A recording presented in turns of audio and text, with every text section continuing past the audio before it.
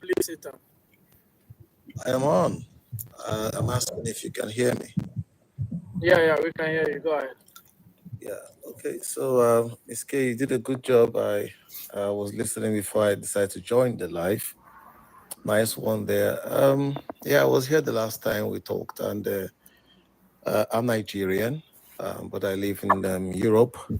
I'm sure everybody has seen the video that or videos that came out after um, the meetings with some of these Western countries, where some of them were sniffing powder in the train, in the one of the train coaches. Yeah, that video was real. But then I asked one of these Gen AIs a question. I said, "Can you verify that video for me?" And then it verified it, and it quoted sources that are not reliable sources like Reuters, AFP, AP, those unreliable Western sources. And I said, well, we have our sources from Africa. We verify stuff too like this, but you didn't quote any of them. So why is that? And then the AI said, well, African sources are not verifiable. And that really turned me off. So I got very angry and I just left. I was speaking with one Major Judd Mass. He was a major, a pilot in the British Army. He's retired now. We met in one of these meetings, NATO meetings. And they have a deep disdain for Africa, a deep one, a very deep one. Both Gen AIs, both, the Europeans, they have a very deep disdain. And they've trained their minds to feel and believe that nothing good can come out of Africa. So I'm here to say this, you see, very quickly, that there is no time. What Traore did, he took them by surprise. We can still take them by surprise.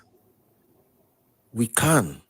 I just feel like now we don't even have up to 2 years going forward. We'll lose the opportunity. What I perceive is that if we can get more countries in Africa to join this revolution, and we're not asking you to join, that there won't be it won't be difficult, it will be a hard one, but we are ready to make it happen.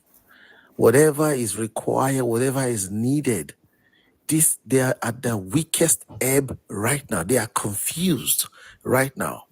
They don't even know where to turn to. Just today, Keir Starmer made a statement about immigration. He says they are tightening the noose on immigration into the United Kingdom. What that tells you is that, you see, they are about to break. And so they are looking for a way to control the population. And before now, if you know about the Windrush regime, they needed people in the UK to help build the UK. Now they are saying, don't come. What that tells you is that they are tired of the population here is breaking their necks. And yet people are frustrated down in Africa. They want to leave. These are the people we should bring online. Those people who are planning to jet out to Japa or escape. We need them. These are the people who these ideas should be sold onto, so that they can understand that it's not running away. Some of us that have left, we didn't leave because it was a Japa syndrome. We left to make sure we get empowered, to empower those back home. Very key, very important. Talk. I'm tired of talk. I'm over 50 now. We've been talking for over 30 years about this. It's time to take the action. Look, Russia is ready to sponsor. I'm saying this to you because I have intel. China is ready to sponsor. They are ready. Do you understand what I'm saying? Let's make this happen from the grassroots to the top. You understand? So I'm saying this to tell you that Africa is ripe to strike the colonial imperialists out of their neck. I can't breathe. We can't breathe. It's time for us to stand up and kick their boots and kick them out. Please, I'm saying this with deep and great passion. We have a lot of information. Oh, well, maybe for our next live, we can share that one. Have a great day, guys, and I love what you're doing. Thank you so much. Thank you, Dogu. Thank you for that. Does anyone have any questions for? Okay, so then other so we do then other so we do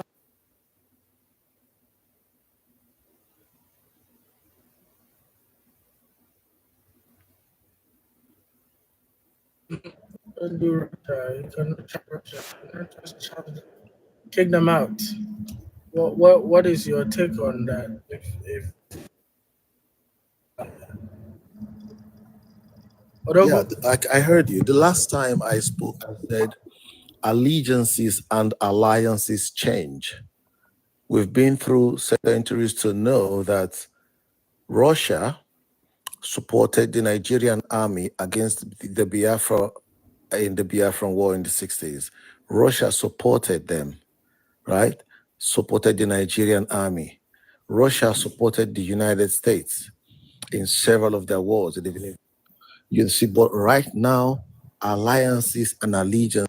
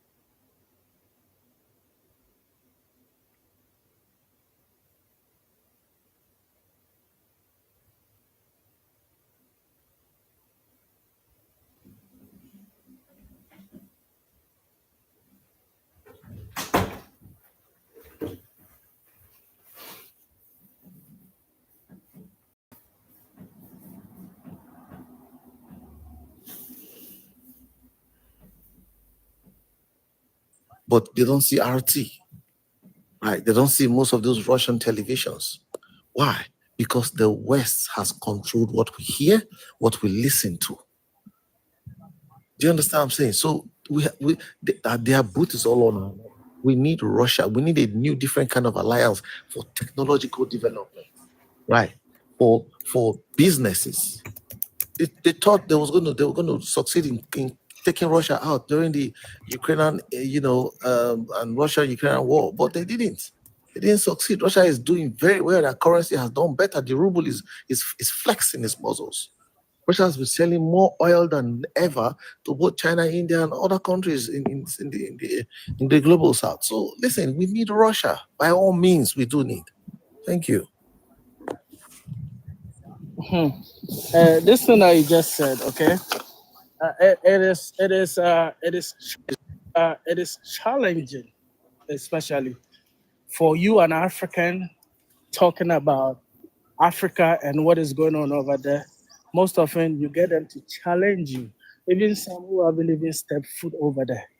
But what I say is, what the leaders are actually doing. Okay, like they're telling Landley, they're telling whoever is the same thing. Some of them are echoing because they think Russia and China is our problem, so we should lose focus of that. Whilst the West is rather the ones doing what they are doing to us. So I find it to be a bit disingenuous when I hear somebody saying that. And I don't know, maybe some of them are not aware, but this is how it comes out as the fact that you are enemy with the fact that America is enemy with those people doesn't mean you are enemy with them. Don't forget, the enemy of my enemy is my. We need you to respect what we say. It is very important because sometimes I had to fight with some people on the screen, and then there was DJ down there telling me that she has studied African history for the past 70 years, so she knows what she's talking about. And I find it to be a bit very frustrating, you know. But anyway, and we are not saying that they are our friends. No, they are not our friends, but we still need ally. Everybody needs ally. If you want to build a superpower, you need an ally. And we know what the West has done to actually engineer your mind in seeing things the way you see things. That is why we don't depend on BBC. Like the news that came out today, I made a video about it. BBC reported, what did they say? Let me just quote it emphatically. They said Burkina Faso military unalive over 100 civilians in massacre. Okay, this is what Big Bros. Can you mute yourself, Big Bro?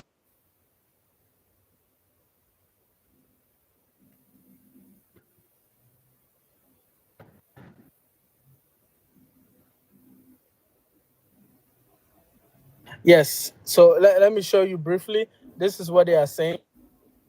Uh, uh, uh, this is what they are reporting. This is BBC. Okay, but to tell you this is not the real news, to say or to tell you that they are giving you the wrong informations, the informations that you think you know about Africa, it's not what it is. This one is a militia group which is being sponsored by France and the West. Okay, and 3 days ago they actually found this militia group. They neutralized them and then they seized the items. I made a video and I put the pictures over there. And these groups are linked to the Al Qaeda. They have been terrorizing Burkina Faso, the north, for a very long time, especially the north side. They've been unaliving Burkina Faso people. You understand? And these are T groups who are actually sponsored. And now we know who is sponsoring these T groups. So the news you get out there thinking that, oh, yeah, that is what it is. That is not what it is. So when you come and then you are hearing from us, you are getting the correct news. But some of you still want to stick to your BBC and they brainwash. And we find it to be very disrespectful. So how can they be spreading this rumor? Now they are talking about civil, human rights. Ibrahim Traore is actually what you call it? What are they saying? The human rights, whatever, and some journalists in different countries are saying a whole lot just to bring this man down. This is what they are feeding you. So don't think you know Africa from these lenses because these are propaganda. But it's up to you. If you want to stick to it, stick to it. But we are moving forward.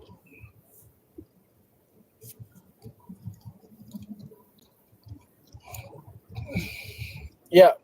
Who's next? Anyone can come in.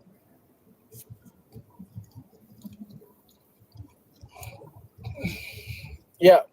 Who's next?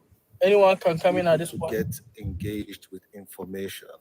Somehow, the deep state, I still use that word because like the last time I said that if you take a very close look, you see that somehow there is a part of the current US government that feels like, you know what, let's leave everybody alone and just self. Let's come back in house and do our stuff in house. Leave everybody alone. Leave everybody alone. But there are some who still say, no, don't leave everybody alone. We have stakes. We have stakes. Yeah. Yes, they do have stakes. Yes. But then the leave everybody alone, America first agenda it resonates with me so much. Come back in house and do our stuff in house. Leave everybody alone. Leave everybody alone. But there are some who still say, no, don't leave everybody alone. We have stakes. We have stakes. Yeah.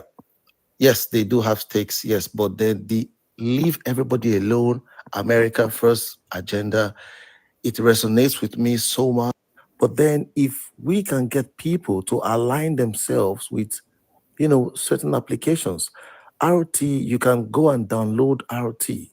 They have an app. They have an app. Wish he wasn't there as president. Why? Because now they are helpless. They need Washington in everything they do. But then if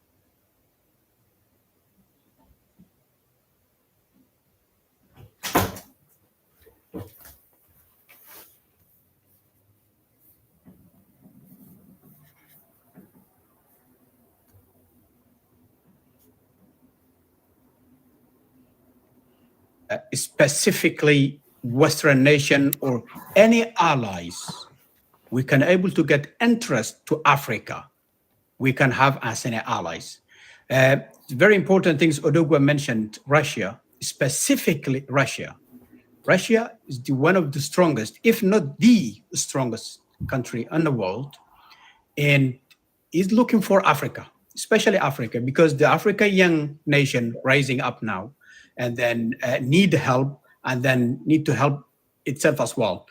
I'm not sure if tomorrow Russia will have a conflict with China as well, because China is somewhere there now. It's America down here, and um, China, Russia looking for economical and financial way now. He is well built on arms and all those things. So he's looking for financial, economic, to make economic one of those, somewhere there between United States and China and the other nations. So we need to be very, very careful. We are not look at the other things happen to us or bad things, but concentrate on our economic. The economic, the most important things for us as and for the nation. So that's what I'm thinking. So we need to concentrate on economic education. That's the only things to concentrate. But first Africa and after us or bad things, but concentrate on our economic. The economic, the most important things for us as and for the nation. So that's what I'm.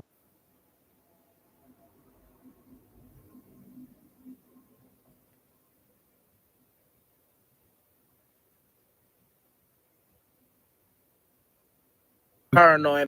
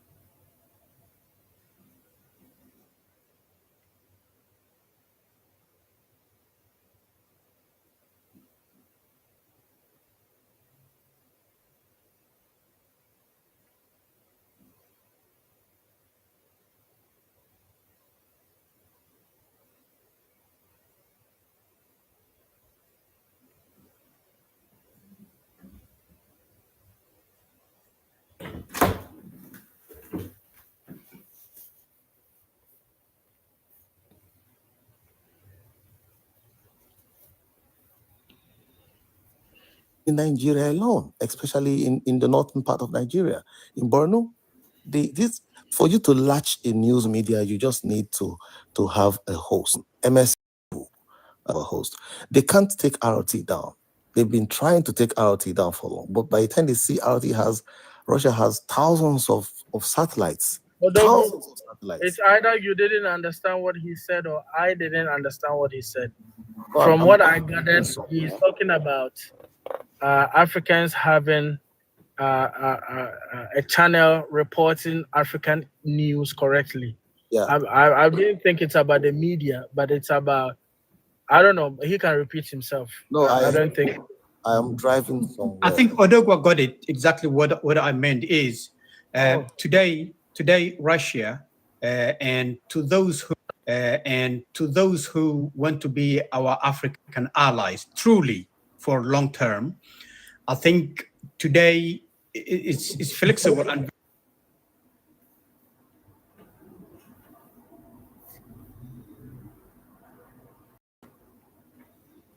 very. So why we don't have or support RT, the Russian things, or the Chinese, any other media, and then we reflect the truth news on what's going on in Africa or whole even nation. That's one thing. Number two, what the Western nation is scared of, even they couldn't sleep on a night, is BRICS. The BRICS is coming. They're going to make their own currency. And if the GDPs in Africa and China, they need, that's, if selling or buying, they need use their own currency. It's not US dollar, not euro. The currency of that, the BRICS is coming on. I think in the future, Western nation going to be in a very, very narrow road.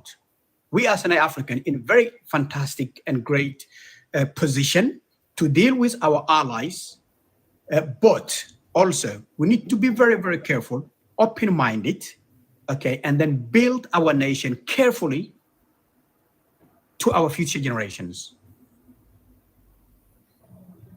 I believe what I was actually driving. Sorry, let me land my point. You know, you interrupted me and I wasn't able to land my point.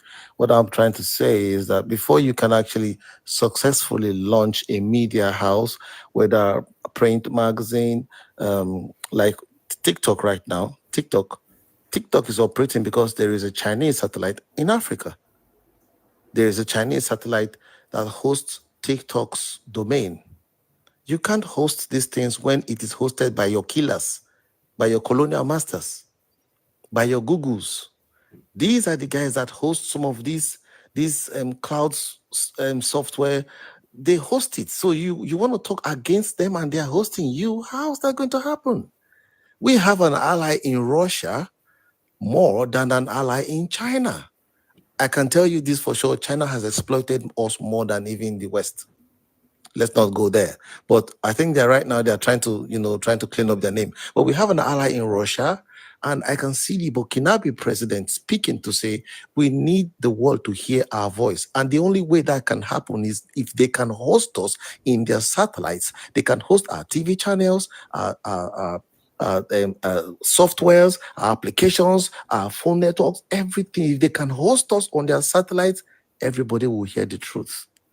But if we depend on Amazon, on Google, on Elon Musk, we depend on the West to host us, or you go and buy some domain from BBC satellite, excuse me, you're just going to go around robin, you will achieve nothing.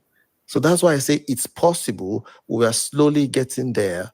You see, he's even speaking. He says, where the Western media backed fighting Africa with their media regimes.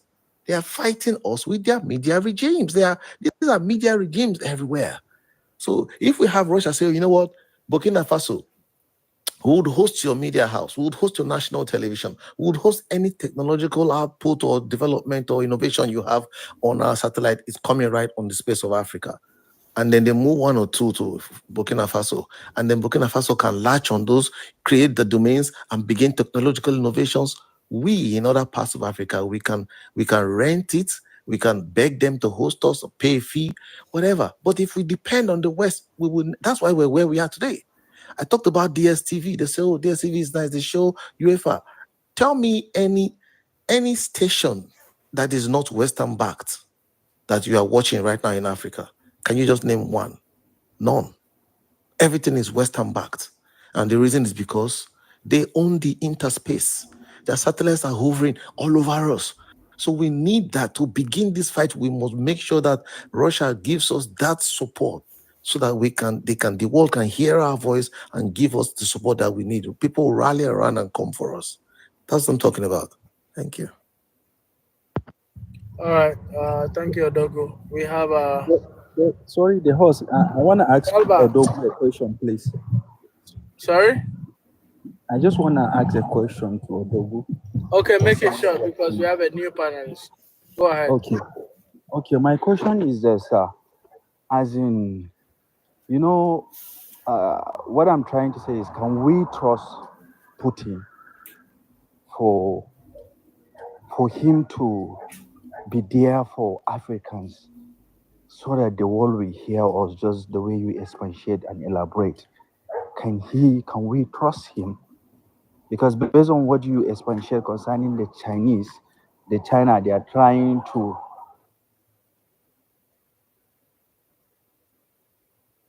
clean up us just the way you expatiate and elaborate. Can we trust? So can we really trust these people? First of all, I'll tell you, trust nobody, trust no human being. But you see, because of what we are going to gain and what they are also going to gain, Putin will gain markets for Africa. That's what China needs Africa for. China needs Africa for the market. We are over 1.1 billion people. China has been to Nigeria. China has been to Congo, to Namibia, to many countries in Africa. They've built bridges. The AU building today is built by China. And so if you do not, if you renegade on the deal, the plan, the contract you have with China, they take it by force. They do force majeure. So yes, you may think, oh, we trust this one, we don't trust. No, we trusted the white men. We trusted the.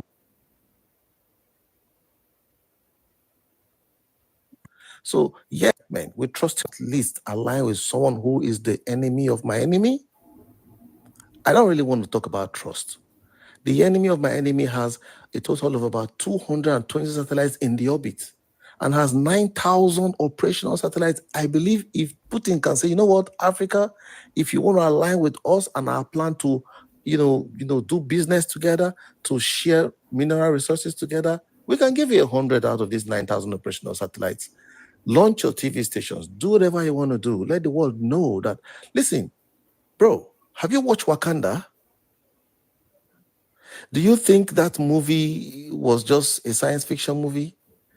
That movie is reality. It was the CIA that funded that movie. That's why they had to end it the way they ended the part one and the part two. To tell you that, oh, it's just a myth, it can never happen. It can happen. There is no mineral in this world available in this world today that is not on African soil. And for you to actually do anything, you need those stones. The bulletproof, we're all shouting, oh, you think bulletproof is rubber? Bulletproof is a mineral, is rock solid mineral from African soil. We have it.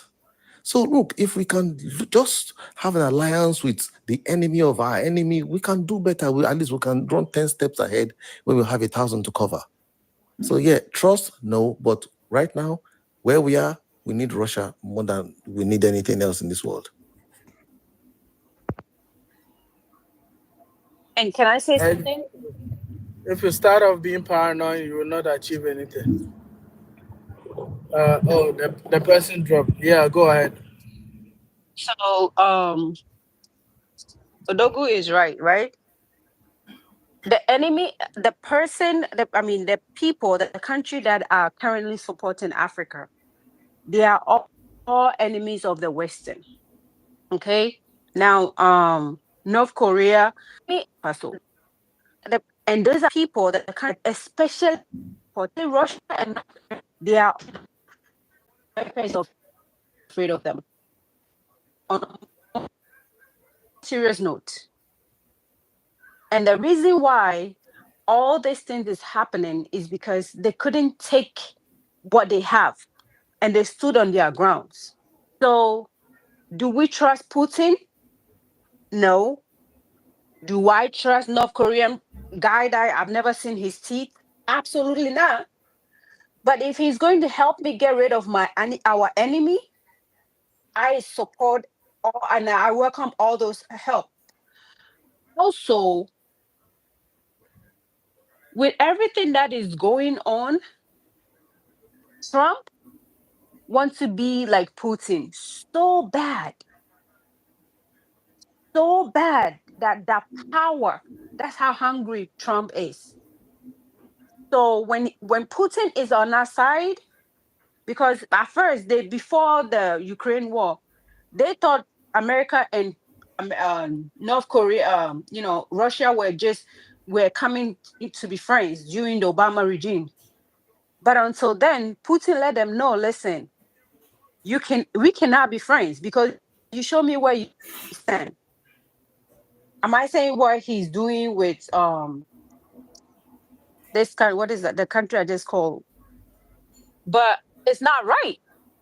But hey, for Putin to support Africa, and I know for sure, even if he wants something, he's not going to take everything like the Westerners came before. They came and their intentions was to destroy. I've watched documentation where even common journalists saying that, oh, Africa is a country. The people in Africa, they're not ready to make decisions for themselves. I watched a video where Hillary Clinton is jubilating because they went to Libya, they conquered, and he's dead. And they were laughing about it. To them, the people of Africa, they see us as animals. We're not ready to make decisions for ourselves. We cannot do anything for ourselves. But they forgot civilization started from Africa. I don't know why today I'm stuttering like that. They forgot civilization started from Africa. Those people over there, they're sending aid and troops like they're about to help other countries because other countries are in danger and everything. They are the same people. Less than a week ago, they put Ghana on the red flag list or whatever. That Ghana is a dangerous zone because our president will not let the whiteys buy our resources for free, basically for free. Okay, so at this point, if we have to eat with the devil himself to make sure oh, these people stay away from Africa for good. I know how to cook better jollof rice. We are setting the table. We don't have to trap somebody to get help from somebody. It got to a point that we need help. And these are the people that, you know what? Like North Korea sat there and it was like, these people, they need us. And we're going to offer. Putin, from when I heard about Russia, has always been saying that he does not understand why they treat African leaders treat Africa as a burial ground. If any of you haven't seen that his speech, I think it's still on YouTube. He said African leaders treat Africa as a burial ground because when they come into power, they take the money, they bank it outside, especially in Germany, Belgium, those kind of places, buy properties, and then when they get sick, they come to America, Europe, wherever, and they get treatment. But then when they die from their ailment, the same country that they didn't do nothing for them, they carry their dead bodies and they bring them to Africa to bury. It's been far, far, far, far, far, far too long. And it hurt my feeling to see. It's like all these leaders, they're hearing us, so they're really, really hearing everything we are saying. We've been saying back then. Typical example. There are some presidents there's a president that came on Ghana. When Rawlings was president, his family, everybody was against this man. They gave him time to show what he could do. He slept at United Nations meeting, not one, not twice. Even his own inauguration church, he slept. You think they care? They don't. So if Putin say we are getting rid of all these old rags and we are putting young people there and we are going to train them and we are going to teach them the ropes, I'm all for it. Because these whiteys in the land of America, there's even, listen, I think 2020 or something, I want to buy corn. I soak it in water, it germinated, I put it on the ground. The plant grew. It grew taller than me. I didn't see no corn. The corn didn't come. Corn, no. It didn't come. In Africa, even if you are making your own tomato sauce, you pour the seed out. By the time you come, it's generating. What is it that we need from these people at this point? With all the civilization, with everything, technology, I believe there are a lot of us over here in America, in Europe, in the UKs that are into technology, that they could do things. Once Africa is able to be free from all these oppressors, we could do our own thing. We don't need them.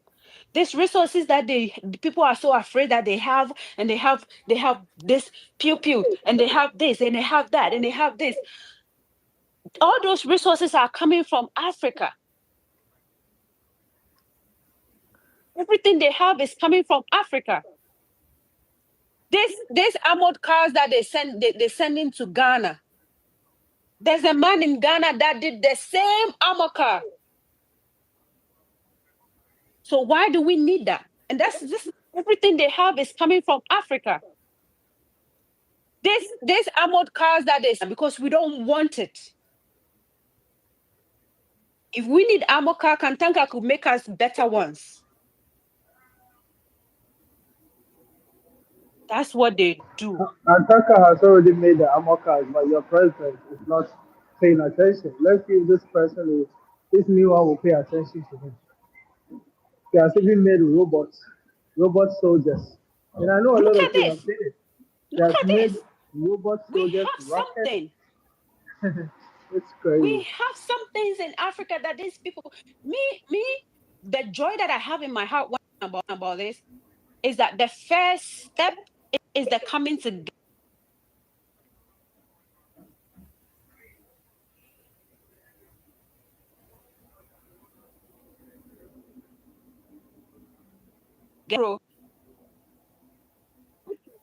When they saw us, when the world saw us, they know that, oh, African youth are coming together, we are dead. That's where they started panicking. I've watched a video where the French, I would say the French parliament, they're saying they want their president to step down. And their reason is because he's the reason why Africans are awake now. He's the reason why Africans, they are losing their resources from Africa. And what kind of inheritance they are going to leave for their children. So because of that, they want the president down. That is how we're shocking them. They are afraid. Why do you think the whiteys here, they are I'm so trying afraid to when answer African them, Americans let's get see what together? happens.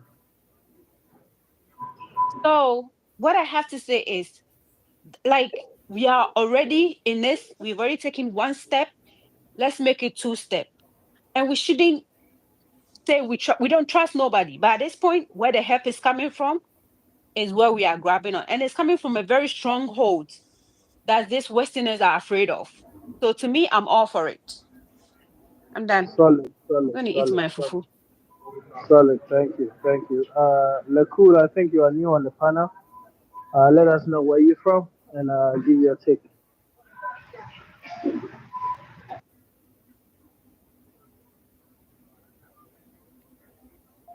Lakur, are you there? Okay, let us know where you're from and go ahead and give your take. Okay, I'm a Togolese originally. That live in America, United States.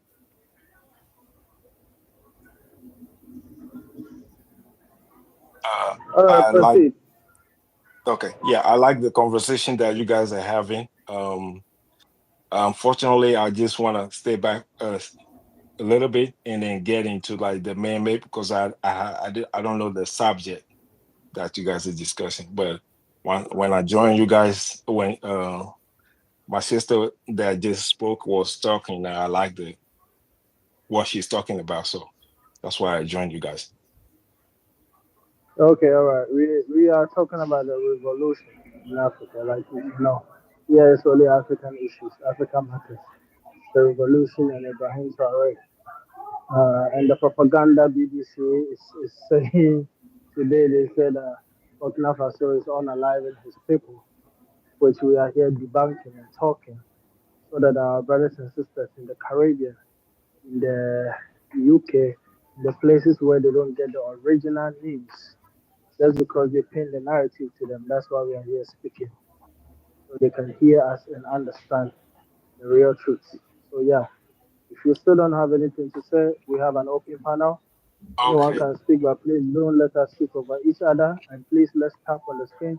Let's take the likes to Okay. let's take the likes to 50K, guys. We are 130 in the room. We cannot be sleeping. And share the live also with any Uh, friend you know. All right. Thank you for briefing me on the subject, and I like that subject, and it's a reality that we need today. Africa need a revolution.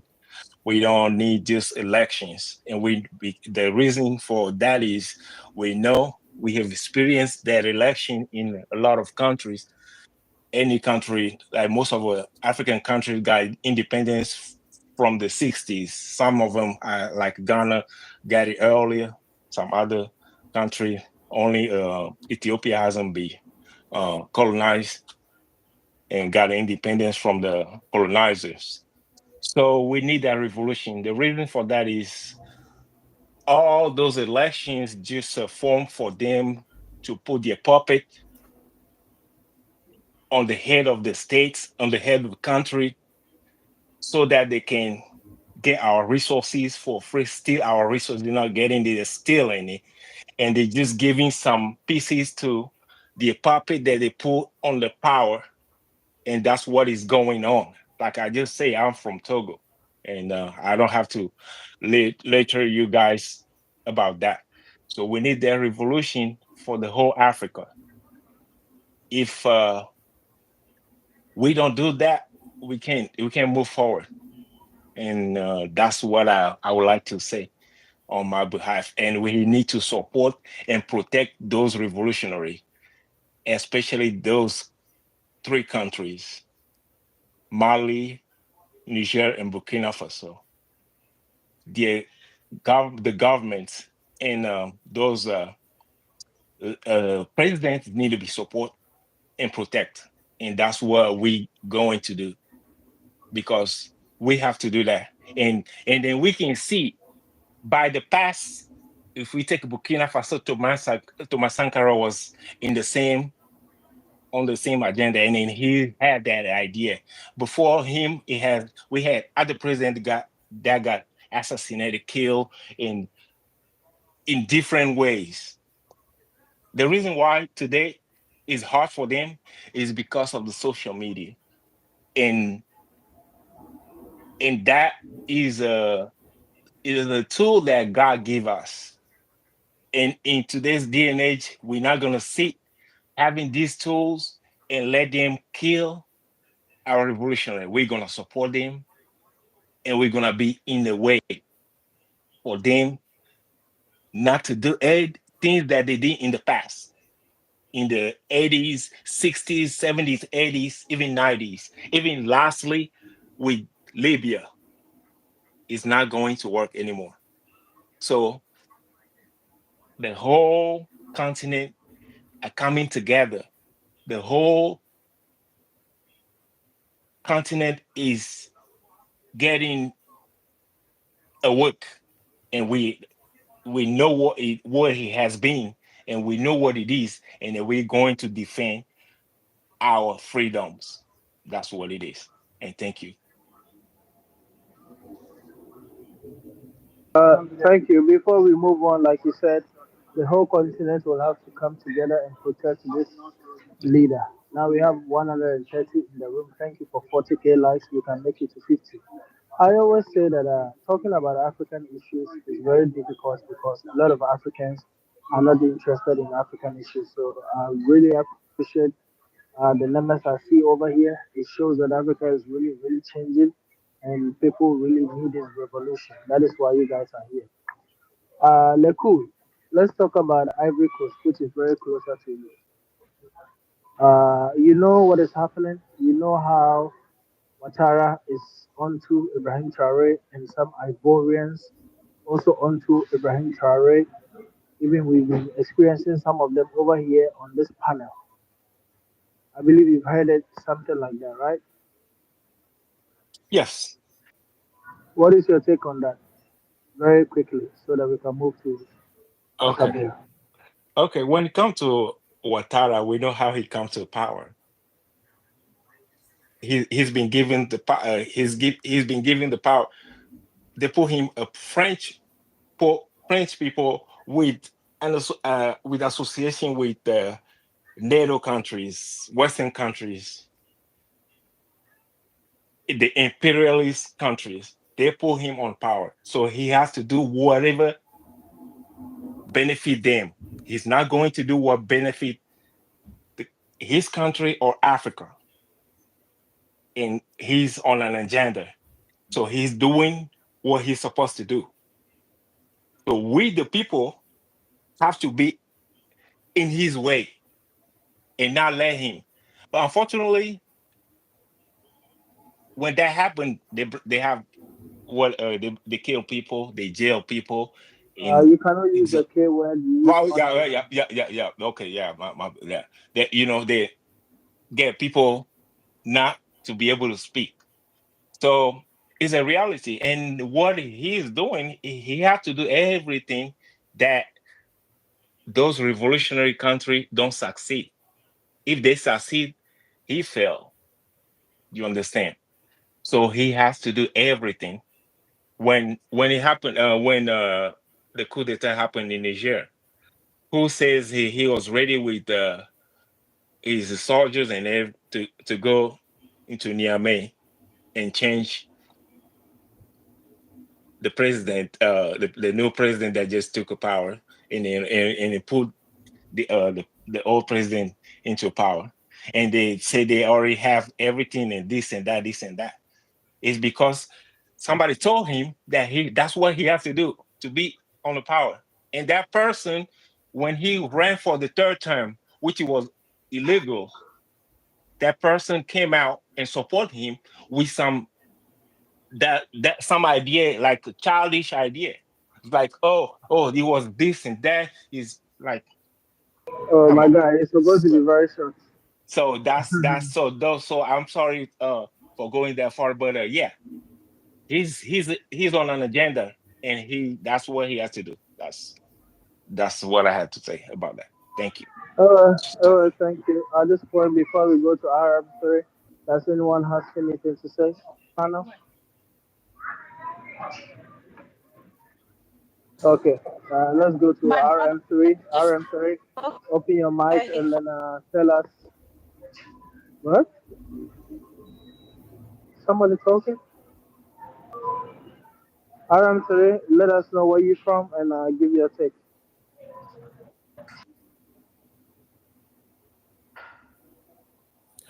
Sorry, I'll need to jet out to work, but I just want to drop this here.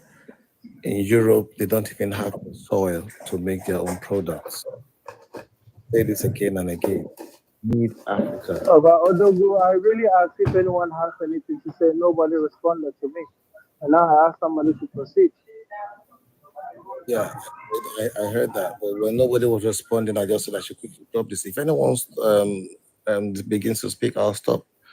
Yeah, but it's okay. I'm still here. I'm still on the program. I'm gonna be going. I probably won't speak for like 2 or 3 hours. If you're still on, and I'll be back then. But I'm gonna work right now. Thank you, guys. Okay, thank you, Odogu. Thank you. Testing. RM3, I will drop you if you're not hearing me. Guys, when you come on the panel, be active. If you're not ready, please don't request. Okay. Okay, I'm gonna drop you now. Jim, this is Okay, Miss go Kay. ahead. Can you hear me? Yeah, go ahead. Yes. Yes, sir. I just wanted to speak on what's going on in the United States. Why I am saying that there is a shift in the geopolitical landscape, and why this revolution is so important. I'm gonna start with the USA first. When Trump came into power, it just happened to be Trump, but whoever was going to be the president, this still would have been the case. You notice that there's been a shutdown of big major organizations like the federal government, Department of Education, Department of Human Services, all kinds of departments, multi-billion-dollar governmental agencies have been shut down. Hundreds of thousands of people have been laid off, and there's been a rollback on the unemployment has increased. Housing market is on the brink. USA, despite what you might be hearing in the news where he says everything is great and the tariffs is fine, the tariffs is bringing a death blow. I'm gonna say death blow, yeah, but it's definitely did a sucker punch to the gut of the United States economy. And this is the reason why just recently Trump caved in to the amount of tariffs that he is imposing on China, but that it's really too little, too late. When you're looking at $36 trillion in national debt that is not backed by any gold or silver reserves, you're really you're looking at the U.S. dollar really being upheld by what we call voluntary compliance, which there's a big rift in the United States to where the voluntary compliance that we had enjoyed for centuries have now diminished greatly. So we're seeing it was a 50-50 split. Now it's going more into a 60% dissatisfaction. And when you have this level of dissatisfaction against the government and how they're operating, this is going to affect the dollar.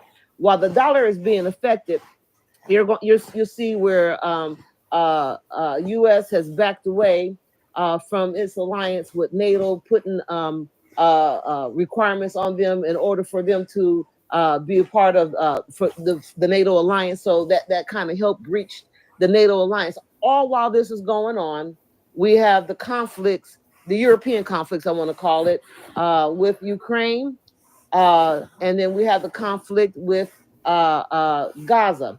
And while U.S. is engaged heavily in these conflicts and also the proxy wars that U.S. is hiding, they're throwing a stone and hiding their hand. But if the proxy wars were not being sponsored by other governments in the Sudan and in the Congo, those countries would be uplifted overnight.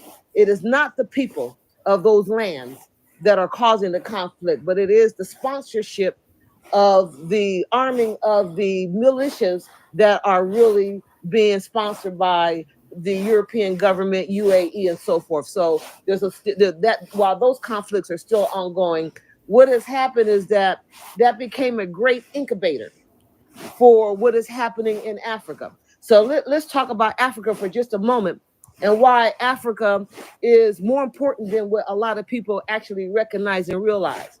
Now, we know about the rich resources of Africa, the cobalt, the gold, the you can name them. I'm not going to go through all of the resources that Africa has because they have tremendous natural resources of the earth. But it is the type and the quality of those resources. Also, you know, a lot of people think of how many billions of people are in China. China has been experiencing a negative population growth for quite some time. And when you're looking at by 2030, they're going to lose almost 1 billion people in that country. So while they are lowering the population growth, Africa, even with all the conflicts that are going on, and with the political economic position that the continent is being, that we are still we have the highest level of population growth in the world.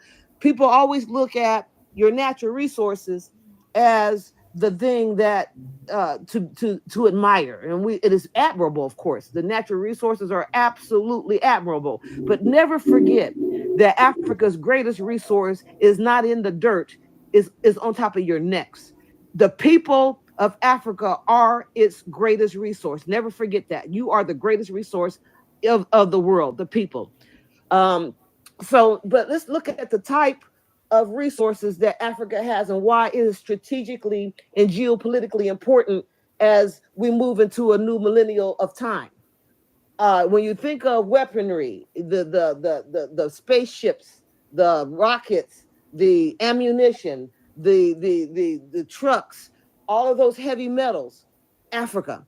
When you think of chips, Africa. When you think of solar, Africa. When you think of technology, Africa. Africa holds the world's resources that's going to fuel the economy in the future. This is the reason why all of these countries, Europe, France, US, UAE, I like to say that UAE, this go ahead and Google those beautiful pictures of UAE, and I want you to say, built by the backs of the Sudanese people. You know, but let me go on. Africa is strategically important, and when you what they're trying to do right now is they have more concern with controlling the people than they do the resources. People think, oh, they want these mines, they want this mine and these mines. No, they're trying to control the MINDS, the minds of the people. So it is important that we look at this revolution for what it is. You know, if you believe in the spirit of the ancestors, if you believe in a higher power, it doesn't matter what name you call it. Ibrahim Traore is a manifestation of that force, that power, and that visual sign that we need today. Now, let me tell you what's important about the people of Africa and the people of the world, but particularly the people of Africa. This new generation of people that we have today is completely different. The millennials and the Gen Zs are a different breed of human beings. They are the best of what we have created amongst our people. They are fearless, and I'm speaking in general terms because, of course, you're going to have some that don't understand their power, but a lot of you do. You're sharp, intelligent, and fearless. what makes Ibrahim Traore so phenomenal is his courage and his fearlessness. You have always had the power to do what Ibrahim Traore is doing. But what has been missing is the courage. And that courage is stepping up today. Just like the brother just got through saying, we're not going to have Libya happen anymore. We're not going to let what happened to Nkrumah happen anymore, Lumumba happen anymore. We're not letting our leaders go down anymore. I was very young when Libya happened. So, I don't think I was even a teenager at that time, but what was happening at that time, it kind of snuck past because I didn't really realize what was going on. But this new generation, that is not going to happen anymore. While United States and Europe had their focus on the Ukraine conflict, the war in Gaza, that incubator produced a child of Africa, a lion, not a wounded lion, a strong, awake, roaring lion. His roar is so strong he is heard across the world. And what this is to represent to us is a visual of he speaks his entire presence speaks to the hearts of the courageous, strong youth today. That's like the ancestors sending out a sign to the world saying, bring your strongest, your brightest, your sharpest, your most agile, the best of your people, because he speaks to the heart of those people. Everybody on this line, regardless of age, our elders, our youth, he spoke to your heart. That's the reason why you're on this live right now today. He speaks to the heart, and he's waking up to the courageousness in the heart of the people so that Libya will not happen again. And so while it was so strategic the way the ancestors worked this, because while they had their hands tied with Ukraine and Gaza, here comes this lion being born and being raised. But before they knew it, then they have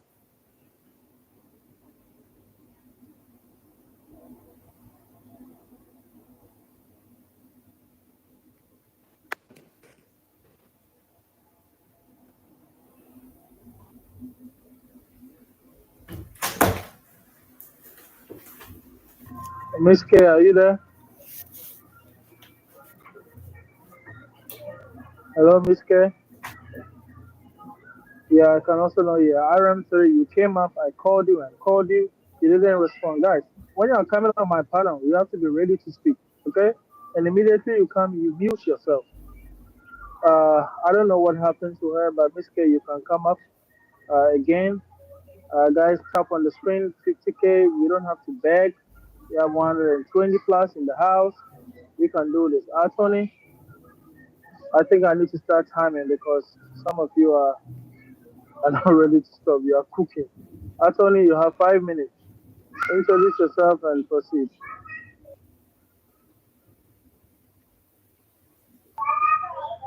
Tony. Okay, one love. I don't know. Can you guys hear me? Yes, we can hear you. I can. I don't know what's going on. Yes, we can Like hear you. I can everybody hear on you. the channel it's not I can. responding. It's Well, very. maybe I dropped you, Alex, because you kept your mic open, bringing feedback. I'm not going to mute your mic for you. You have to be responsible for your own mic. Uh, hey, Tam, introduce yourself and proceed. You have 5 minutes. Hello, guys. Hello, and thank you for getting back again with you to join you for the next time. So I think this great platform that is which we are going through.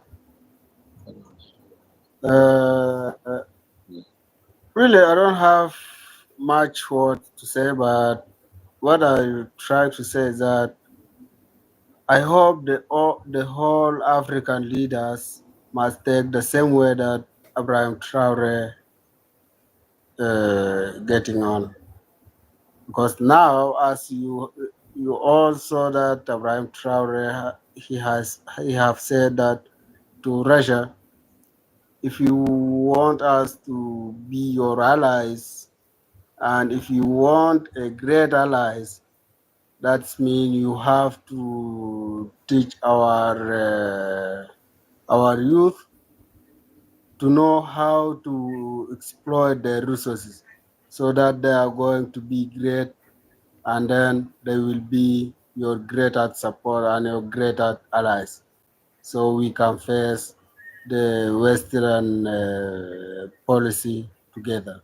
And I think that is great idea, because if the African people have learned how to exploit their resources, and they knew how to use it for the benefit of their country and to build their country and innovate anything that supposed to be there. I think that is that will be so great, and it will help us to be a great continent and a great country. That is what I'm trying to say.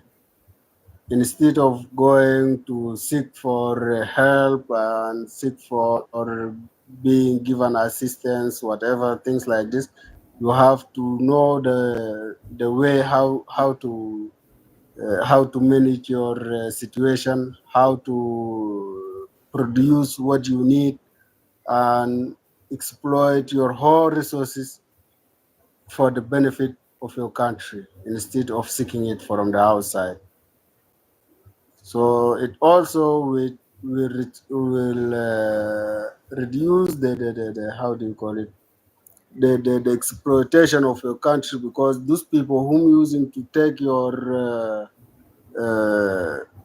rare resources, they will find nowhere, because you will use it alone, and you will make them to be as a consumers,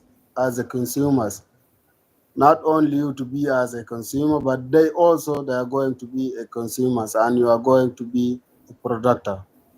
So you will produce your things, and they are going to consume it.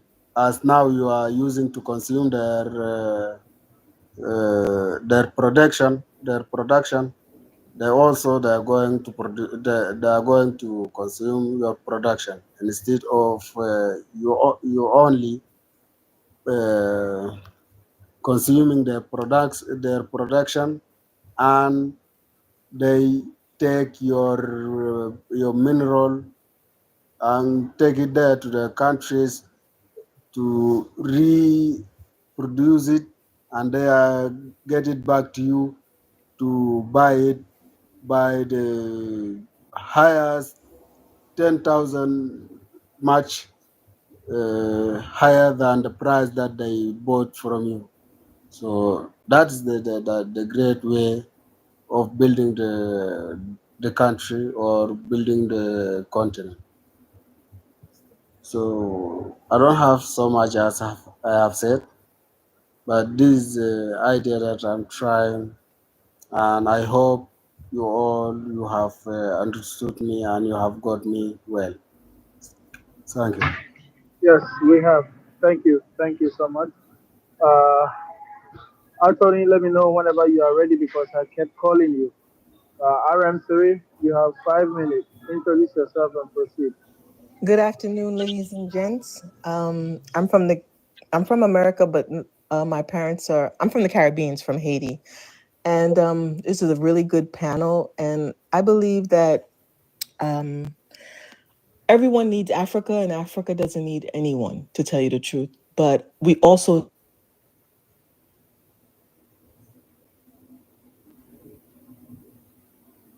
self, and you need allies to back you up. You know, three hands are better than one. So I'm glad what he's doing. And he is the reincarnation of Thomas Sankara, and he's here to finish what Thomas Sankara started. I'm glad that we're all going to get along, because Africa is for the Caribbeans too and African Americans, and we're just waiting. I want to move to Africa. I want to reset because this rat race right here is no joke. And it believes the capital system is individualist. When I was growing up in Brooklyn, it was more of a village, and I miss that. And I miss that for my children. And we need to go back to simplicity. And really things with organic. There's a lot of toxicity, there's a lot of chemicals, and we need to go back for our children to build a better society and go back to our roots. And that's all I'm about to say. And thank you very much. Yeah, thank you. Thank you. You're welcome anytime. Alex, Can I let's say see you. something? Oh, Are you back, Anthony? Because I kept calling you and you didn't oh, respond. I'm sorry. I was engaged in a conversation in a tour at the Capitol. You don't sound too clear. I don't know whether you can proceed. Huh? I said you don't sound too Your clear, but you can voice. proceed. The voice, I don't know whether you are using earpiece or Bluetooth, but proceed, just proceed. Just make sure we are hearing you. Can y'all see this? Are you by the roadside? We are Yes, not I'm getting you walking. well, so try to make your sound. Are you by the roadside? Yes, I'm walking to my car. Please get to your car first. Please. Alex, Hello, Alex, hi, brothers and sisters. My name is Alex. I'm from Burkina Faso. Grew up in Ivory Coast. Now I live in America. So recently, I would say the revolution started. I like the topic that you guys are discussing, and I'm 100% sure that the revolution already started. Like our previous sister said, the revolution was there, but there was no courage. But now the courage is already there. Recently, I was in Burkina Faso, but let me tell you guys, Ibrahim Traore has, I already say he's already won everything because the youth, he was able to change all the mindset of the youth in Burkina Faso. I was impressed of what there was, how they was thinking. It's like all of them are aware of whatever is happening around the world. And Ibrahim Traore was able to kick out all the Western social medias, all the journalism, all the lies. So now, whatever Ibrahim Traore said, the people would believe without any doubt. So he was able to change everything, and I was happy about that. And also, he was able to show to the people that the power belongs to you, it does not belong to me, and is reflecting the people of Burkina Faso. So they all like, they all see themselves in him. That's one thing that I really like about what he's doing. And can you guys imagine, before Ibrahim Traore come to the power, there was no gold reserve in Burkina Faso since 1960 until now. Can you believe that? So he was able to come up with a gold reserve of at least one, I would say 31 ton of gold reserve right now, and is about to come up with his like the three countries are about to come up with the currencies. So that's a big win right now. So speaking, I listened to his interview today. Is regarding what this damn general said about him. One thing I list up, like one thing that catch my attention was that he said whatever he said was, it didn't affect him the most, but what affected him the most is that he's a black guy. And they always use a black guy against another black guy. And I'm sure that this general will listen to that interview and he will probably change his mind. And that is a big win for us. And speaking to about Ivory Coast power will change this year, and I'm 100% sure about that. And it will change in the favor of the revolution. And I'm sure the ex-president of Ivory Coast will come back to power, and he's the guy that's supporting the three countries the most. And he openly said that. He said, if I come back to the power, the relationship between Ivory Coast and the three countries, the other three countries will be much better. And he's actually working in the background with the three countries to come up with the currencies. And I'm pretty sure that we're moving to the right direction. And Africa has all the minerals that we can think of on this earth. And we so much intelligent. We have so much power at every level. We come to a different, like, I'm not English speaker. I came to Africa. I've come from Ivory Coast, from a French speaker. I came to America, learned the language, got bachelor degrees, working with people in the high rank. So can you imagine how, if I was able to do that, how many African men and women has much power than I do? So, and I believe that right now, all the youth has getting the world that we are in, are getting the revolution. I was able to speak to the young people in the Burkina Faso, men and women.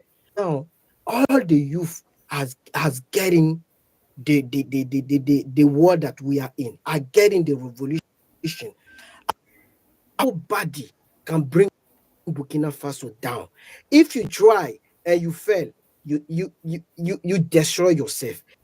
If you try and you win, who are you gonna rule over? The population. And one last thing I will say is that there are a group of young people, young boys and women. They are sitting 24/7 at the runabout, waiting for whatever will happen, and they will react. So that's my last say. And thank you. And let's keep on going. Thank you, guys.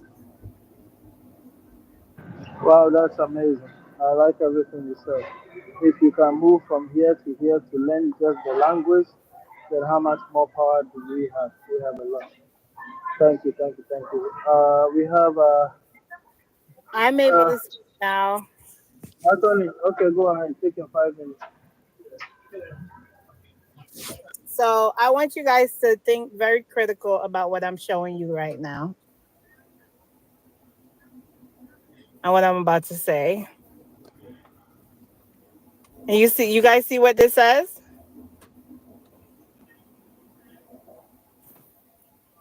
Can you see what this says?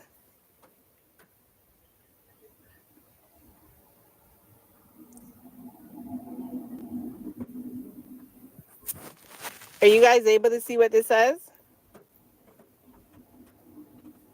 I'm not hearing anyone. You are muted. Yeah, proceed. Okay. Can you but okay, put yes if you can see what it says. If no, I'm gonna read it. We can Do see, you Anthony. We can okay, you see. can Yes. see. You see the picture of the two little black kids, how to get to heaven, what it says. Then in here, right here, you have the kids smoking, right? And how to save yourself from hell, right? I got this just now at the state capitol. Let me turn this off. I just got that at the state capitol from a white lady. Now, I'm dressed in what is called urban wear. I'm not dressed like in a suit. I'm not dressed up. I went to go tour the Capitol. I'm dressed down. It's raining outside. I'm at the register at like the gift store in the state capitol, purchasing something, and this other white lady walks up. She's purchasing something as well. She sees me, and she started raffling through her bag, trying to find this pamphlet to give to me. And she gave it to me, and I looked at it, and immediately in my mind, I'm like, I didn't see you give this to anyone else in here. I did not see her give, not even a lady at the register she offered one to. We all standing there. There was a guy in front of us. She didn't offer him one. He's a white guy in a business suit. Not only that, why does this not have images of people who look like her? Instead, it has images that look like me.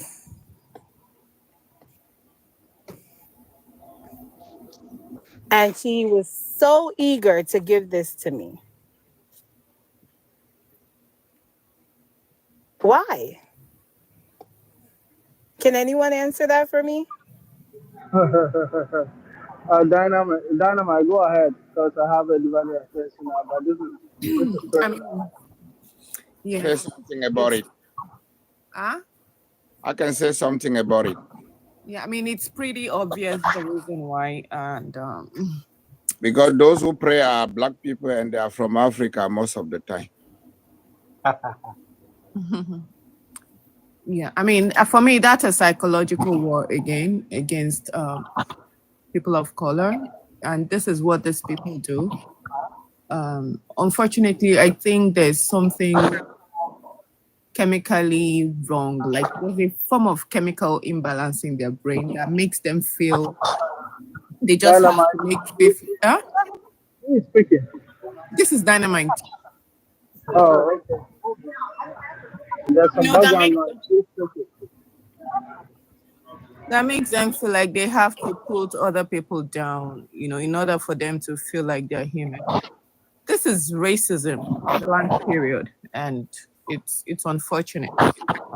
I for me, I for me, I know. Are you moving your phone? Are you moving something? Because there's some background noise. No, somebody is Check talking at it. the background. Somebody else is talking. Hillary, can you mute your mic, sir? Okay. Right away.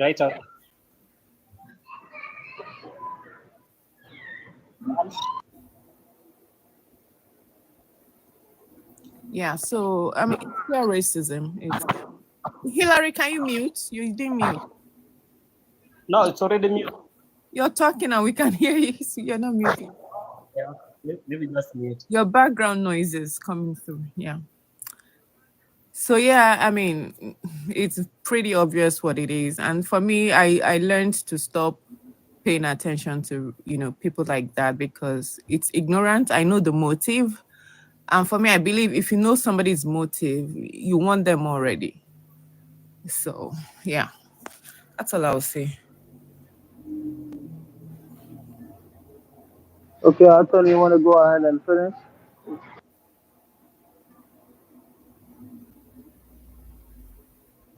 Yeah. So as I mentioned that I was in the state capital in a different state, and I went there, asked for a tour of the building, you know, to see what their assembly and senate is like for this state.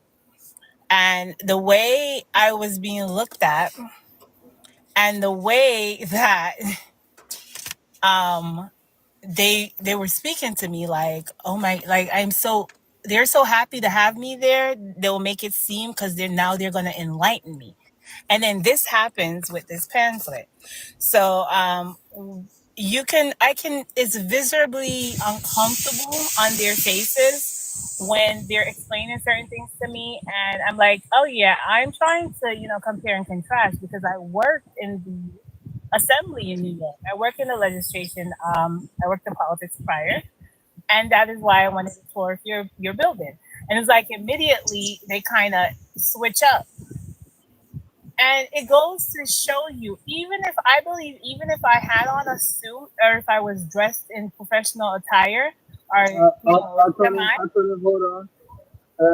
M.A. Sawa, can you please mute your mic, sir?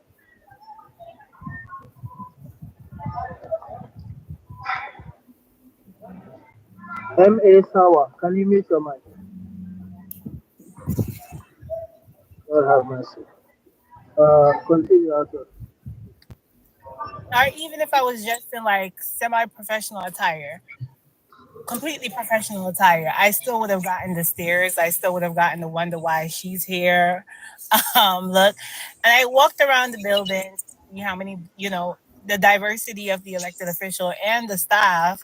I went to the office area and stuff, and it was quite clear to me.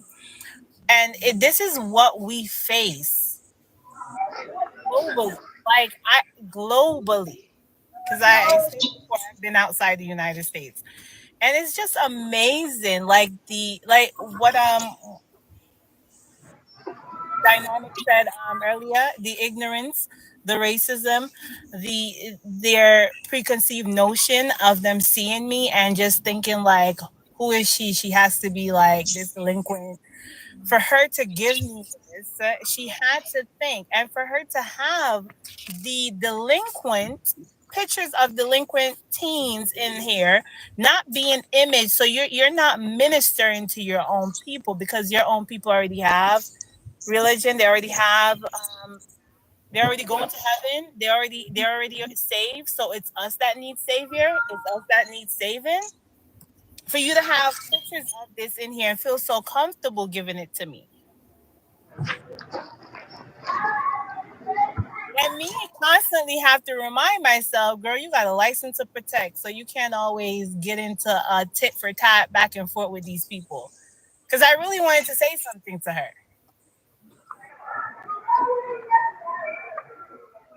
But this is, if for no other reason, things like this should make us really consider why we are divided. And to see that the division amongst us, it doesn't come from us. It comes from outside. That's all I have to say. That's really crazy. It's really crazy. So I've gone through that. I don't know when I will ever experience that. I don't know what I will do. But that is crazy. And it should actually give our brothers and sisters up there who are facing this thing to really know the importance of unity. Because some of us we don't see this. But you guys get to see this all day, every day. But then yes, still we still find a way to be divisive among ourselves, which I think is very, very crazy. Anyway, thank you for sharing that. Hillary, go ahead. Hillary, proceed.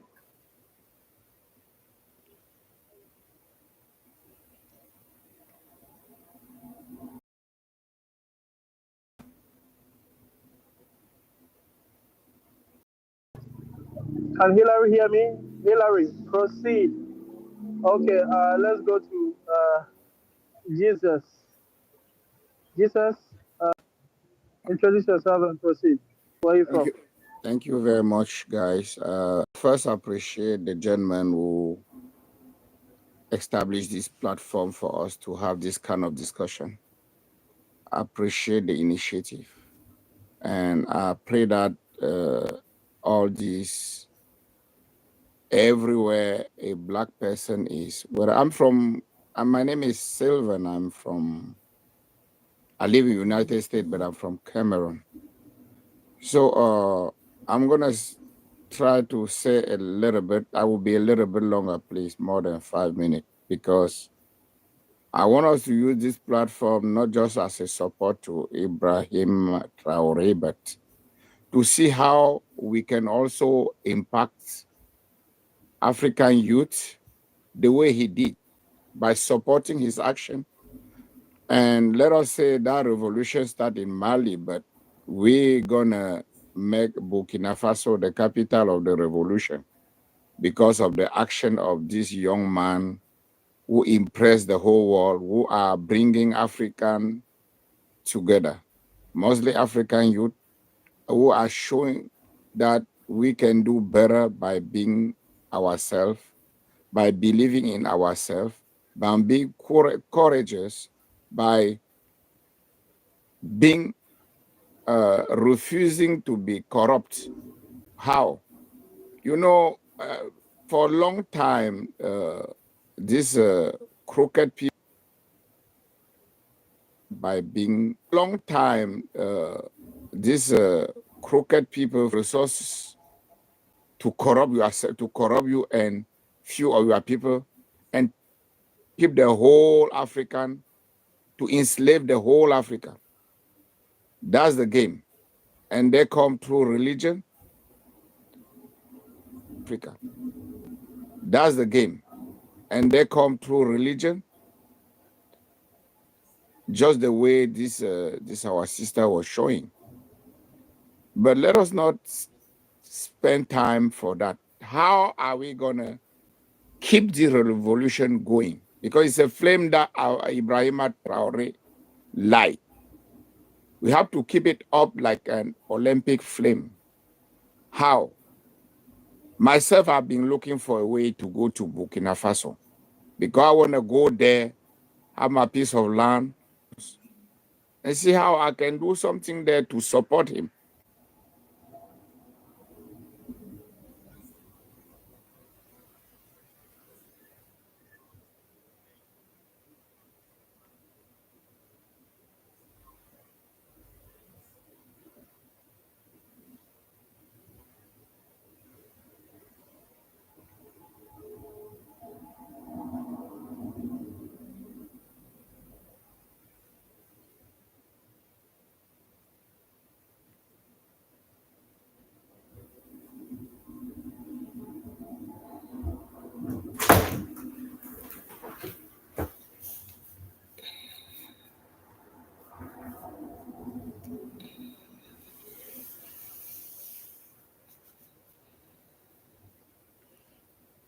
So we have to be thinking about having our own nuclear power, because all powerful countries they're scared of are those who have nuclear power.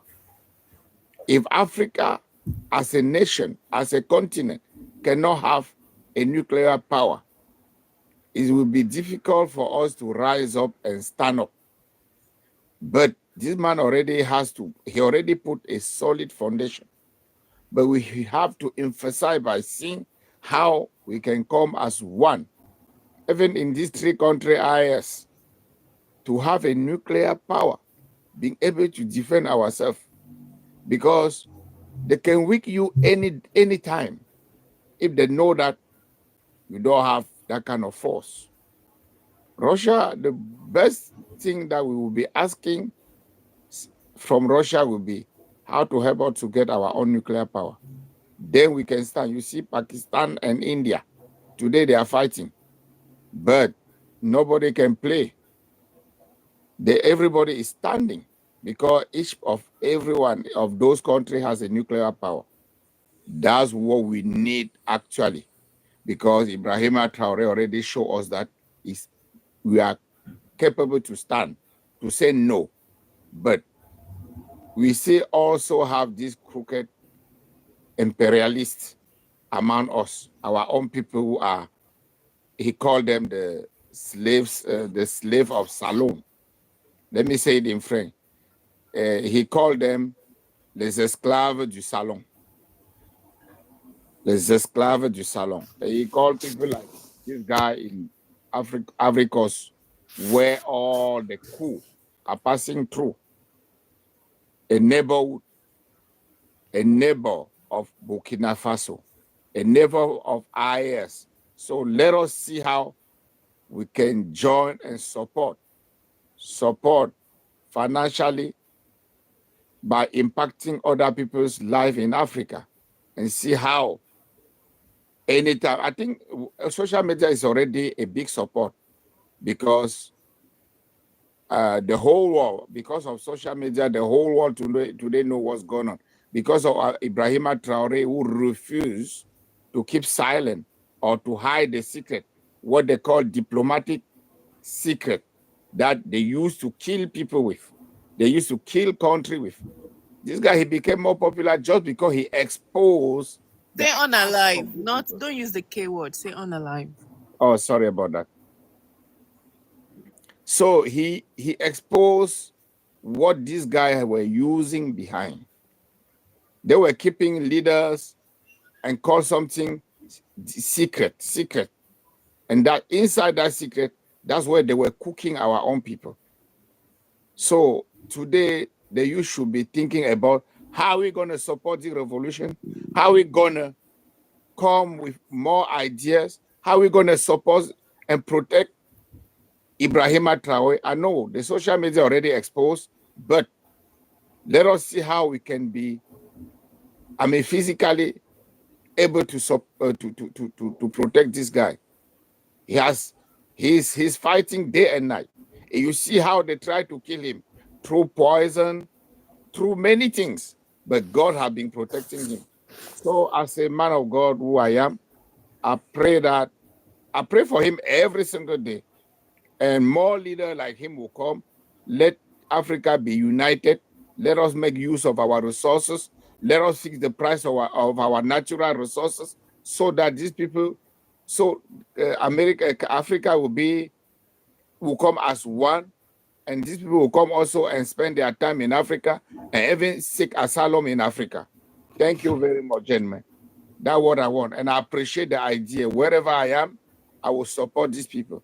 Actually, I'm in America. I'm in DMV area, so I will appreciate everyone who participate. I will appreciate for the guy who initiate this project, like this platform, and I want more of the platform so that we can enlighten our brothers in African America who are here too, so that we can come once and stand against this tornado.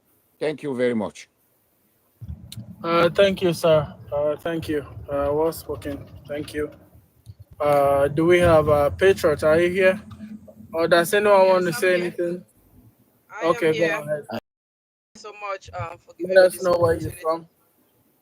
Oh, okay. I'm from Cameroon. Okay, That proceed. country that makes people to be ashamed. All right, I've been listening to you guys, and I think the discussion has been good.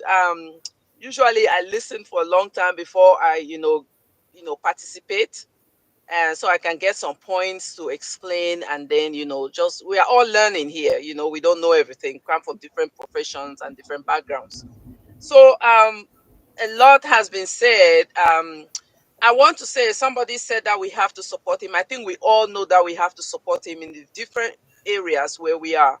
The truth is that the imperialists, they have mastered the game to manipulate people through communication. If you see how our leaders were eliminated in the previous decades, whatever they told us, that's what we believed, whether by TV, newspaper, news, whatever. We didn't know much. But now the narrative has changed. We are educated, we have traveled, we have listened to other people, and we read books. So after the 30th March, they said the world supported Ibrahim because of misinformation. And when I read the headlines, and I laughed because they use misinformation to make us believe that some of our heroes, like Lumumba, who was betrayed, they were bad. And many of our leaders like that. Today, they cannot manipulate us. And they say we believe misinformation. So if that information is not coming from them, it's misinformation. If I hear something from my brother from another media, is misinformation. When it comes from their well-established medias, that is correct information. So we have to know that that is the strategy. I've even been on French-speaking platforms run by some Burkinabés who are fighting earnestly to say that Ibrahim is not a good person, he's there for himself, and all of that, and all of that. And I asked them, what is your proposal? We are having a discussion, right? We are not fighting. If you say he's not a good president, what is your proposal? What would you say that you can bring to the table such that it can get better? And he told me, it's like, oh no, he has to leave power. I said, Danton Rev. Danton Rev. You see, these are people who are struggling so hard to make sure that he leaves power. And some of them, I don't blame them. We've had money change hands. We've seen people who have testified that they've had up to 3 million CFA deposited in their accounts, right? Just so they can support the other side and speak against Ibrahim. Some of them took the money and are finding ways to get out now. Some of them did not take the money outright and they are screaming, no, this is wrong. So we have to do our best to support him. Mental slavery is the worst slavery. If somebody is working on the farm, that's a slave, they may not know. But once you have captured their mind to make them believe that our natural hair is bad, our lips are too thick, they are bad, our shape as females, they are bad. Those are the things they make us believe. Many years ago, women were wearing corset, they were ashamed of their looks. Now everybody is turning around to want to look like us. Do you need somebody to tell you you are beautiful or handsome for you to believe it? That's how the brain washed us. So many means of putting out our own information out there to educate our own people. And I tell everyone, it's not just by talking on social media. We can set up symposium and conferences. We can come together. If in the AU and ECOWAS, we have delegations from the European Union sitting in our meetings, we right here talking on this platform can set up a forum where the AU is holding a meeting. We say we are going there to be observers. We write our petition, we sign it, we write our own proposals and declaration, we give it to, even if they put it in the trash, somebody is going to read through and say there's something good out here. So there are many ways we can participate other than talking, because this thing is going on for too long. And if you hear now they keep putting narrative there, you said BBC has started again. I heard the news. If we should not relent. As a matter of fact, we should double our efforts. Besides talking and spreading the word, let's go to our different traditional groups, our friends, our colleagues, and tell them what is going on. I print T-shirts, I print flyers, and I give it to my colleagues who don't know anything about Africa. And I give it to them. I tell them what is going on. They become interested. They want to know. They want to learn more. I translate. When he talks in French, I translate to them. Thank God, AI started doing some translation. That helps as well. So we have to go out there and do something. Now, going to his, just a leader, he's a movement. And I believe that's what they are scared. How many of us knew that our grandparents fought so much in the Second World War? How many of us knew that they were used as experiments when France tested their first atomic bomb?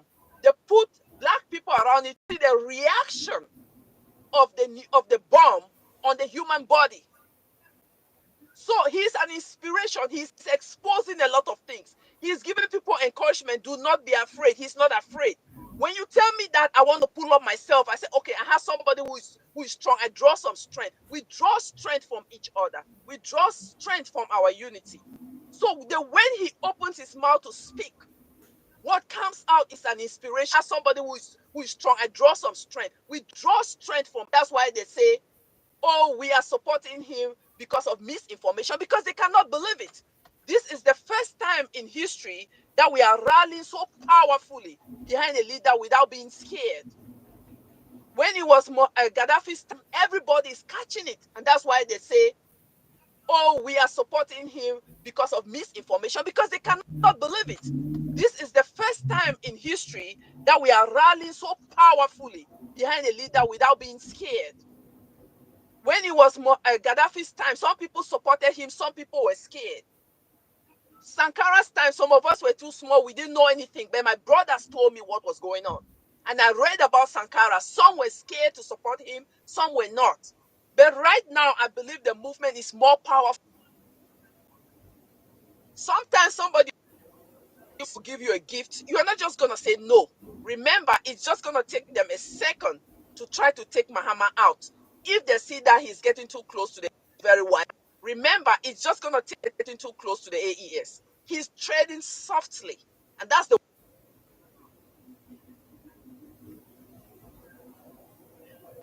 order. But at the end of the day, it's the president who calls the shots. He may accept them and just sit them out there and never use them. He may want to use them because of experts who finally check the cars out and find out what has been implanted in them. So I think we should give Mahama a chance. He is very wise. I have observed him talk, even from his first presidency. I think he's just trying to trade with caution because he won't take them anything. Ibrahim is highly protected now. I don't think Mahama is as protected from the West the way Ibrahim is protected. So I think he's is treading very wisely. And there are many other leaders like that. If you listen to the president of Botswana, I don't know how many minutes I have. If you listen to the president of Botswana, many of them admire the AES leaders. They admire them a lot. But they have been entangled in this colonial web that they fear they might overthrow, make the army to push them out, finance the opposition to kick them out. So some of them are really thinking like, how do I do this thing? Because the president of Botswana came out and said, Traore is doing this thing, I will do it too. He admires the way this guy works. But how is he going to go about to accomplish this? So let's give them a chance. The ones like the president in Namibia, efforts, let's give them a chance. The ones who are still fooling around, like Papa Addo of Ivory Coast, those are the ones we should watch closely. And the Ivorians are like Cameroonians also. They are scared because there's so much that man can do. We who has done some evil thing, they are not scared of doing it again. They can do it again. We all saw how Gbagbo was taken out of power. So, let's hope that things turn out the best. As for Cameroon, I've given up. I personally think that no election can take the president out. It's either going to be a revolution or by the hand of God. And let's talk about revolutions. We had the American Revolution. We had the Bolshevik Revolution in Russia. We have all this revolution. Why is it that when it comes to Africa's turn, it becomes such a bad idea? Why? If you read history, you will know that revolutions have changed governments. Even France used to be a kingdom. They had their own revolution. Now they are a republic. Why is it that it comes to Africa's turn is a problem? Look at America. They will tell you democracy, democracy. But they are so powerfully behind Saudi Arabia. That's a kingdom. So they are working with a kingdom and they want to force us to vote. I always will say, let us coin what will work for us. If it's a military rule that works for us, so be it. If it's communism or socialism, so be it. If it is a kingdom, we have kingdoms before they came to us. If we are going to elect one of our paramount chiefs to be our leader and then we have a prime minister who run the government, so be it. But let's be firm and support these guys. They are not there for their pockets. Because on their own, their positions in government they had before they became president, they could live comfortable with their families and have everything they want. They are doing it for the future generation. And we have to support them in any way that we can. So that's my submission, not to take too much of your time. Thank you so much. Okay, guys, when you come on the platform, please to mute yourself. I will not mute you. I cannot multitask, so please take control of your own mic. Is it Patrio? No, Yes. no. Are you Patrio? Are you Patrio? No, it's Patrio who just spoke. Yes, I'm calling Patrio, but Crazy is talking. I don't know what he's saying. Can you please mute your mic, sir? Patrio, you have spoken. You have Crazy. Can you mute your mic? I'm not gonna lie. A lot of you men are really dull these days. For some reason, I don't understand. You behave like caricature. Patrio, I swear to God, I like everything that you've said. I like the energy. I like the zeal. You have hit on the nail. You have wrapped up everything I've been saying for the past 1 week. The president of Botswana, Duma Boko, this guy is a Pan-Africanist, even before Traore started the movement. When he came to power, he made sure to document the undocumented Africans in his country. And he made a powerful speech and said, the black man is capable of managing their own affairs. We don't need the West. We don't need these people. So per his speech, I know where this man is going with this. And I know he's going to join. You see, this is what we are talking about. But I like your energy. I want you to send me the news about what you just said about misinformation. They went to protest because of misinformation. I need it. Okay? I need all those things so that because I make videos. That is my contribution. Now BBC has started, Al Jazeera will start. Like the people of Africa, a lot of us are sleeping. A lot of us are sleeping. Before I come live, I want to go through live stream and see what people are doing. People are talking about relationship. They're talking about you are black, you're not black. Like it's really scary. It is really, really scary. So I really appreciate. I really need you on board. I don't know if you do videos. Please make sure you send me. I will repost. I would like because this information needs to go out there. Now we are in competition. Okay, with the Very media, high which is competition. I sponsored. responded powerfully to that journalist from Kenya. I said, it's a BBC journalist though. I said, how in the world can you say this? Because we are the one talking now. We're not listening to you Please anymore. And you make tell sure you us send this. me that. Make sure Yeah. you send me that. This is the type of video that I'm doing to change the narrative. Even when you do it, to send it across, our people are they're not helping. They're not helping. Africans are sleeping. If you do anything, just send me. If it is repost, whatever, whatever, because our information, we are not sponsored by anyone. We are using our own strength, and we will need the strength of our people. These people are sponsored. Like BBC is saying that Burkina Faso has on a live 100 of the civilians, and BBC, you know who is sponsoring BBC, so they will push their narrative. And I said the propaganda because they did everything that they want to do. They are not succeeding. Now they are going to use the media. Okay, And they are I giving, keep they are saying paying that. people. There are people coming up. Yes, I was on the platform, they were like wolves, like 10 yes, Burkina Faso, and they claimed that exactly. that's what they said. I go to I Cameroon, you don't know anything here. They were about to eat me up. And I tell them, you know what, you have failed. I don't care what you say. Ibrahim mhm. has this support. We will continue to support him. We will stand by him. He will succeed. He said, no, Iba Tombe, Iba Tombe. I said, Danton Rev, monsieur, Danton Rev. He said he will fall. I said, no, in your dreams. He will fall in your dreams. In real life, he will not. Because we are going to fight. And then he said he will do everything. He goes from platform to platform. One of these guys is called Eric. He goes from platform to platform, right? Telling people how bad this guy is, how people are crying in this country. He says all kind of things. And I sat there and I said, my goodness, are you from Burkina Faso? Tell me one good thing this man has done. Do you know what he told me? He said, all what we see on social media, the roads are AI. You should I have said, the asked. You tomato should have. factory is AI also? He said, yes, Patrick, it's AI. Patrick, I said, okay, you I'm should not going have to say anything. asked for. You should have asked for his tribe. He is either Fulani, and you understand No, what is happening. no, I know that Eric is Fulani, but when he came to another platform, he said he's not Fulani, and I laughed. And I got No. onto the platform and I said, Eric, I know you. You know I know you. Because when he got there, he told the host to take me out.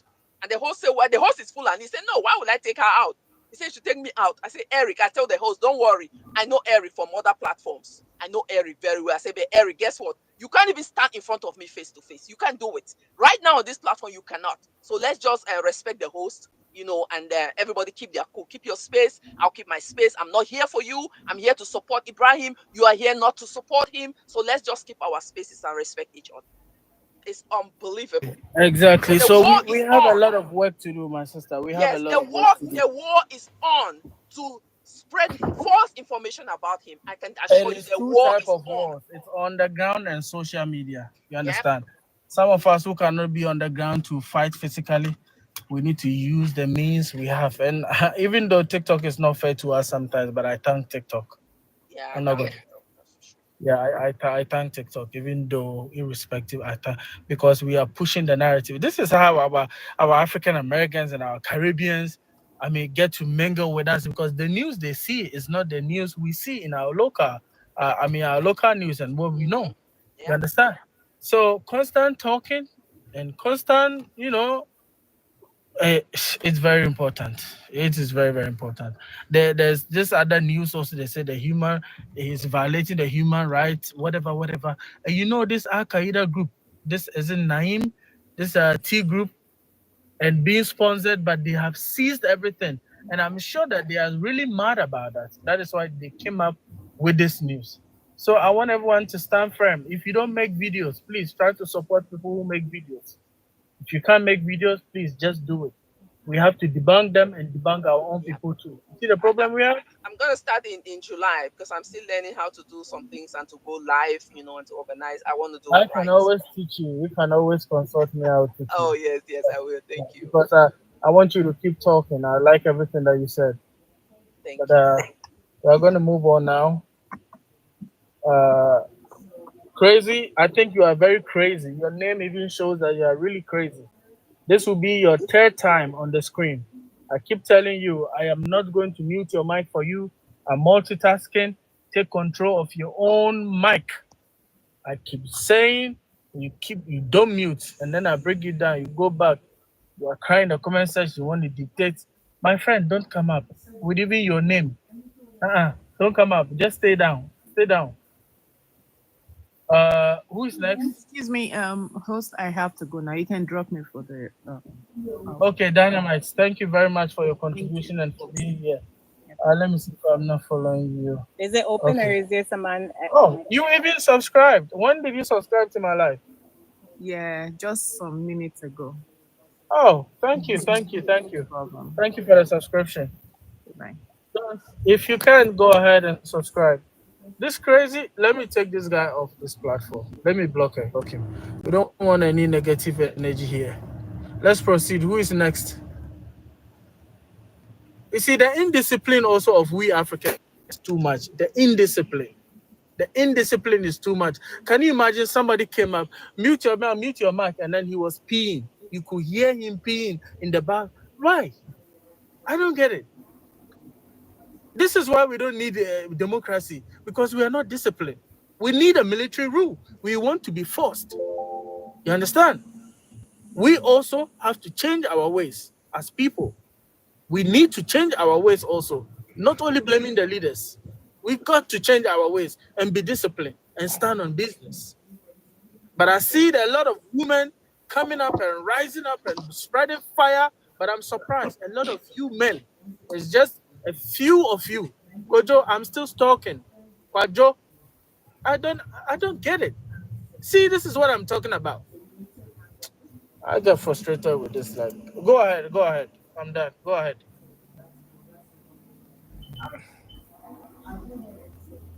I think Attorney want to say something. I think she was here before me. So that's why you open your mic to tell me when I'm speaking, Kwajo? I mistakenly tapped on it. Attorney, go ahead. So I have a video up on my page right when they were getting ready to shut down TikTok and people were protesting about the reason they're shutting down TikTok. Shortly before all the information came out about um, USAID, right? And the video says, by the time I finish, Attorney, hold yeah. on. If you are on the screen, mute yourself. Please. We are getting feedbacks.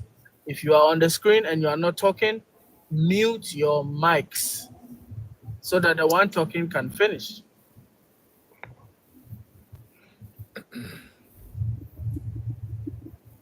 Father, can you mute your mic? Simba, can you mute your mic?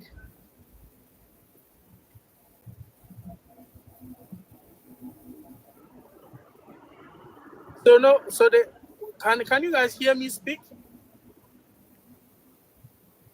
Lord have mercy.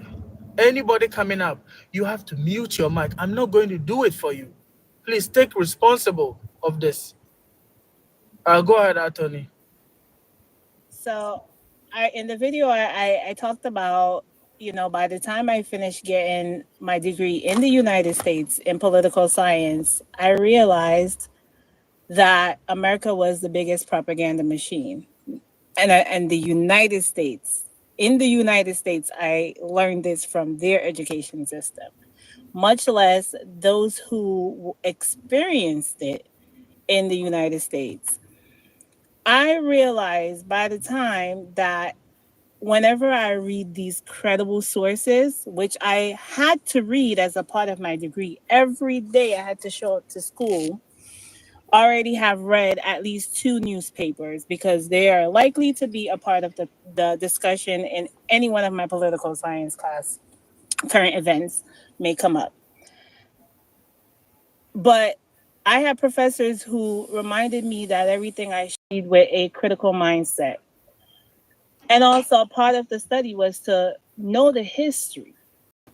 So, for Black Americans who live this experience, like for instance, with the Black Panther, many of the social programs, most of the social programs we have in America today that mostly white people benefit from came from the Black Panther. Healthcare, school lunch, food stamps, these food pantries, all of these things the Black Panther had to do within their Black community because the government would not help them. Well, they dismantled the Black Panther and caused Black people in America to not support the Black Panther because the FBI wrote articles.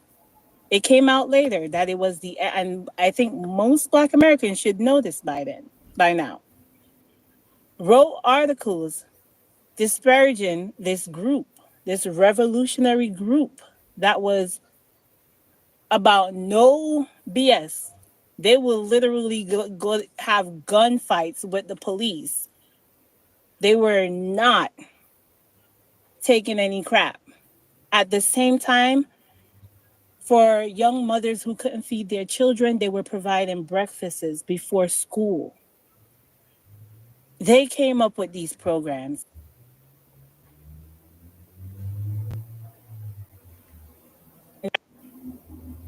There are so many information out here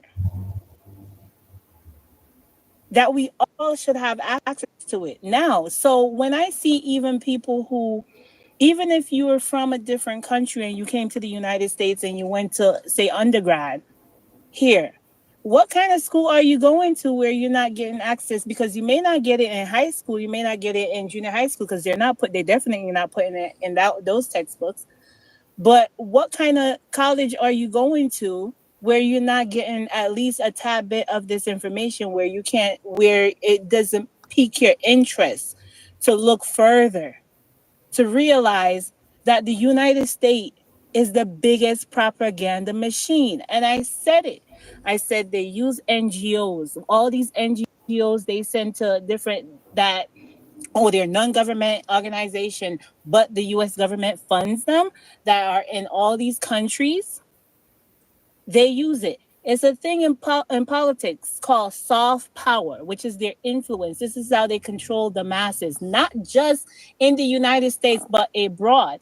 This is how they could come and destabilize our countries and still take people from the country that they destabilize, bring them to the United States, and will come here and serve the United States faithfully because they already control our mind with this power. They didn't have to use any military power because their strongest power is soft power. The military power is just in case.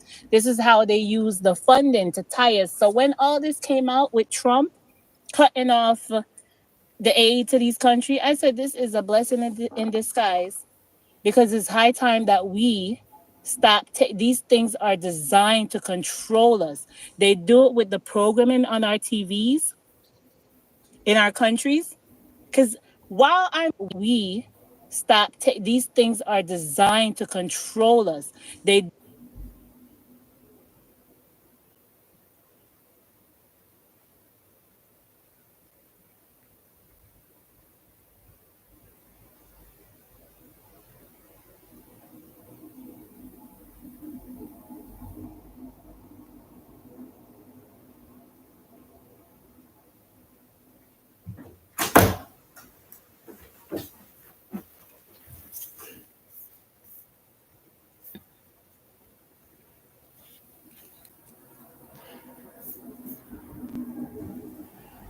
Bill Cosby.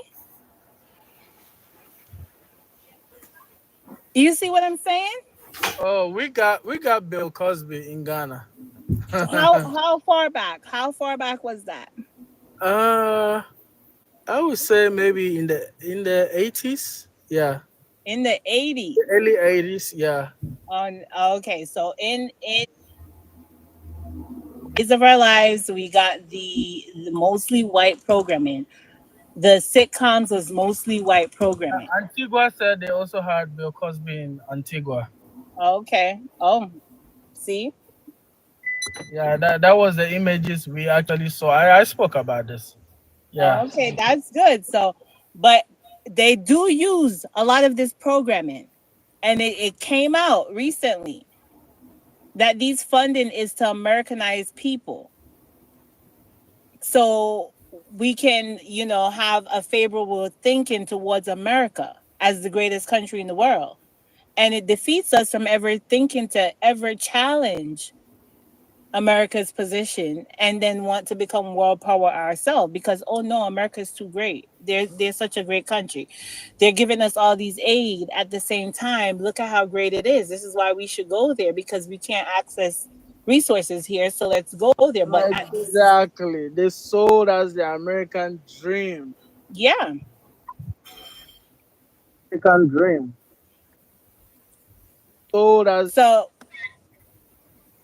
at this point, I don't understand how, even for me, when I read certain reports and stuff, I live in a duplicitous world because of my profession. I have to know when to make something I work for me, even when I'm critically thinking, I don't trust this. But if I needed to make an argument in the benefit of my client, I will use it. You get what I'm saying? Oh yeah, exactly. So, but am I sold knowing the history? Am I sold on this? Is this the, like, for instance, when they have these negative reports about countries, I will use their own sources. But do I really believe this is what our countries are like? But I'll use it for my client. At this point, I don't see how anybody could be putting up these sources with no solid evidence like that we know. Even the one of the most credible source in New York, they'll say it's one of the most credible source in New York. The New York Times have been known to in the past put false reports, especially about black people. We've known that the newspaper has used their platform during the Jim Crow era to start riots against black people where they put false reports in their newspaper and white people take that and go burn down black people's neighborhood.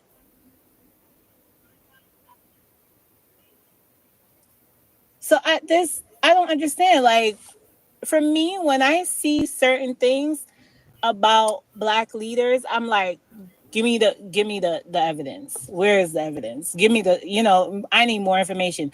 And the other thing about that as well, we have to keep in mind. America does this thing where it's for the greater good, right? They do evil to some for the greater good. When people say to me, "Oh, you should go into politics, you should go back to Jamaica," I said, "Do you understand what you're telling me? Do you understand? Because if I go into politics in Jamaica, I have to go in there with the mentality that I'm going to have to do some great damage to some people, the traders, in order for me not to be taken out."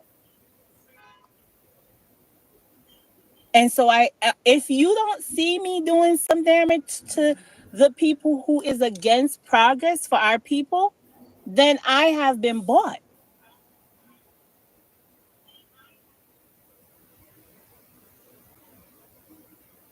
So we have to, in our minds, as black people, get with the idea that in order for us to have a revolution, some people have to go. It ain't gonna be clean. It's not gonna be squeaky clean. You keep these people around, and then we're gonna be the one who's gonna be gone. That's my time.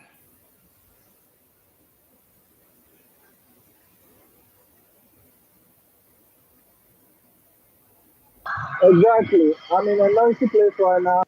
I say that not everyone should come around, and people should stop forcing other black people to identify the way they want them to identify. M.A. Sawa, this will be your third time. You can come off your mic and speak.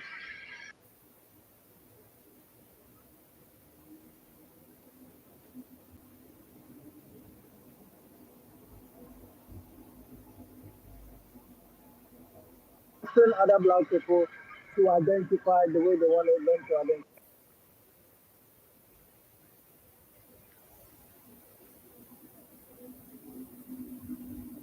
Close to his phone. So.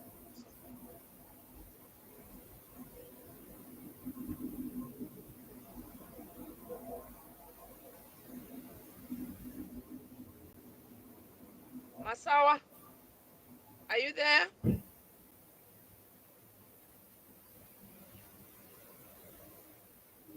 I don't even know why people do that, whether they forget themselves or they sleep and they get here. But Masawa, you've requested almost about 3 times. I don't know. What's going on? I'm trying to understand. Like, okay, let me drop you. You request again, and then you come on the screen and you be quiet. Maybe I he's don't know. where he's night now. He could be sleepy. Some people fall asleep with him. And you request like 3 times. You're moving in your sleep. Man, I don't know. Danny, you're welcome. Go ahead, Danny.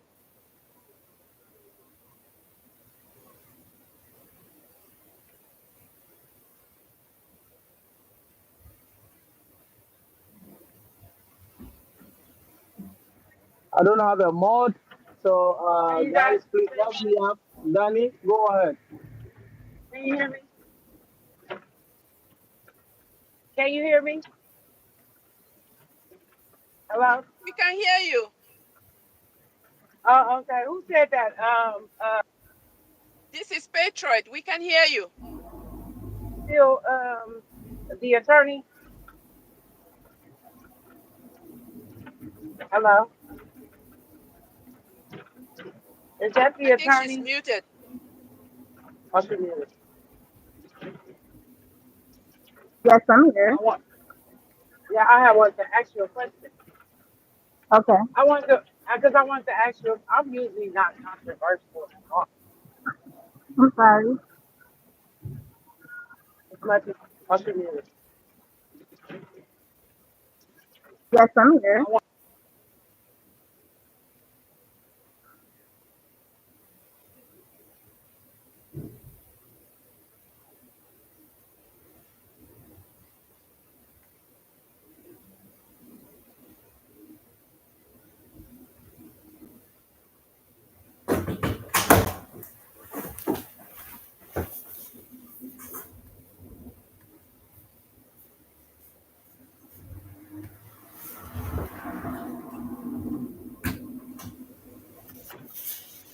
Hello?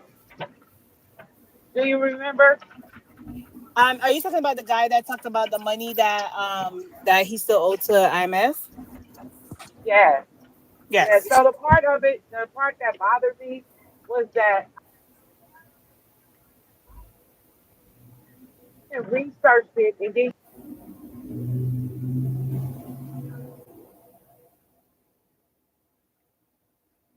I and Z is not paid, right? And so I didn't know if you saw me in the comments or not. You know what I'm saying? But I just wanted to say that it was if you did or not that, one, because whatever I say I stand on it.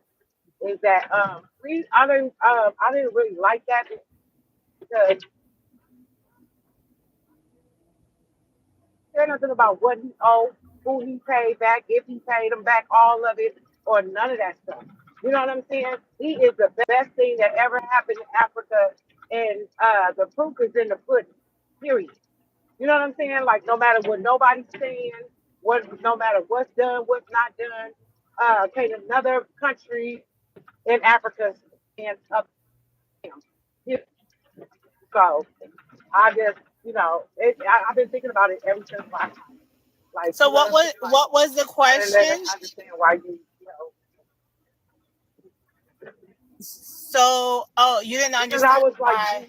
kind of believe him, or like what? No, I don't kind of believe him. Like I said, when if you look at how even what we're dealing with in America right now, what the strategy is to take something that can be like based in truth and to spin it. The reason why Trump does not immediately just take over the country and he's trying to make it seems like whatever he's doing is legitimate. This is how dictators and this is how people with bad intention comes into power. They need to make it appear like it's illegitimate. So I understand that. And guess what? Guess what? The people on the continent, the ones with sense, they understand that too. They know exactly what's going on. They know that. They the ones that live it every day. So because of that, I went and I looked at the information to see where is he, because remember he put his screen up with an article. So I went directly to the source, the IMF, and I came back on the panel and I said what he is doing and what AI is that is actually true, and they're spinning it into a lie.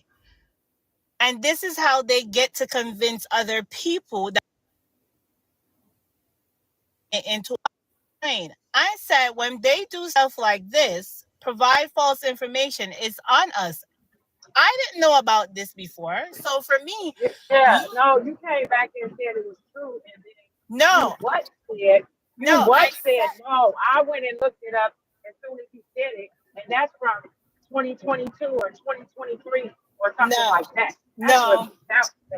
That's not what I said. I came back and I said what is on the IMF website is that they already claim to have a deal that they put together where they're offering him this fund. It never said that he took the money.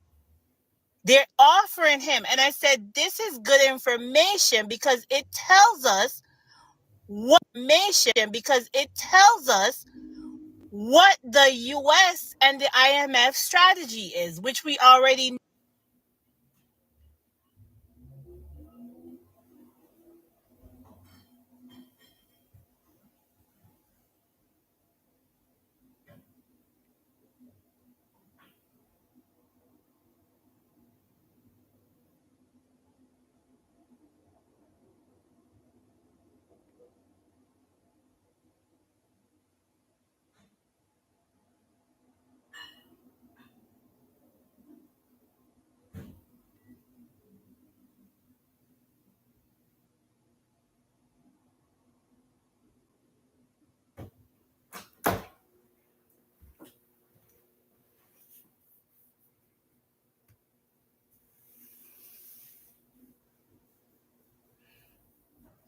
I don't know. I wish I know what you guys are talking about. I don't know. Danny's mic is not too clear for me because I am in motion too. So I don't know. I can just quickly surmise it for you. So this guy came up last night. I think you were either busy or sleeping or whatever. I don't know. And he said that it's a lie that Abraham paid off all the money to the IMF, that he owes nothing. And he brings up this article and he starts to read. So I immediately look it up to get the correct information. I mentioned that AI confirm what the guy was saying, but I don't take that as a credible source because I already know dealing with AI what it does. Then this other source said, I mentioned 3 sources, said that, yeah, Ibrahim Traore owed this money to IMF. So I said, nah, I'm not going to take that as correct, as to, verify that the guy is speaking the truth. So I went directly to the IMF website. And the IMF says that the staff level, they made some kind of agreement that they would lend this credit of $32,000 to Burkina Faso. But the the agreement still needed to go through executive verification before the money is actually available to the country. It never said that he took the money. And I said, when I said that in the live last night, I said, this is good when they bring stuff like this, because then we can go and see what they have planned, the strategies that they're using. Because we know what IMF does to other country when it lends it money. This is a part of how they get to control us, right? So I never said that he was right. What I said was they're taking the truth and they're spinning it. Yes, the IMF is extending the credit, but it did not say that this man took the money.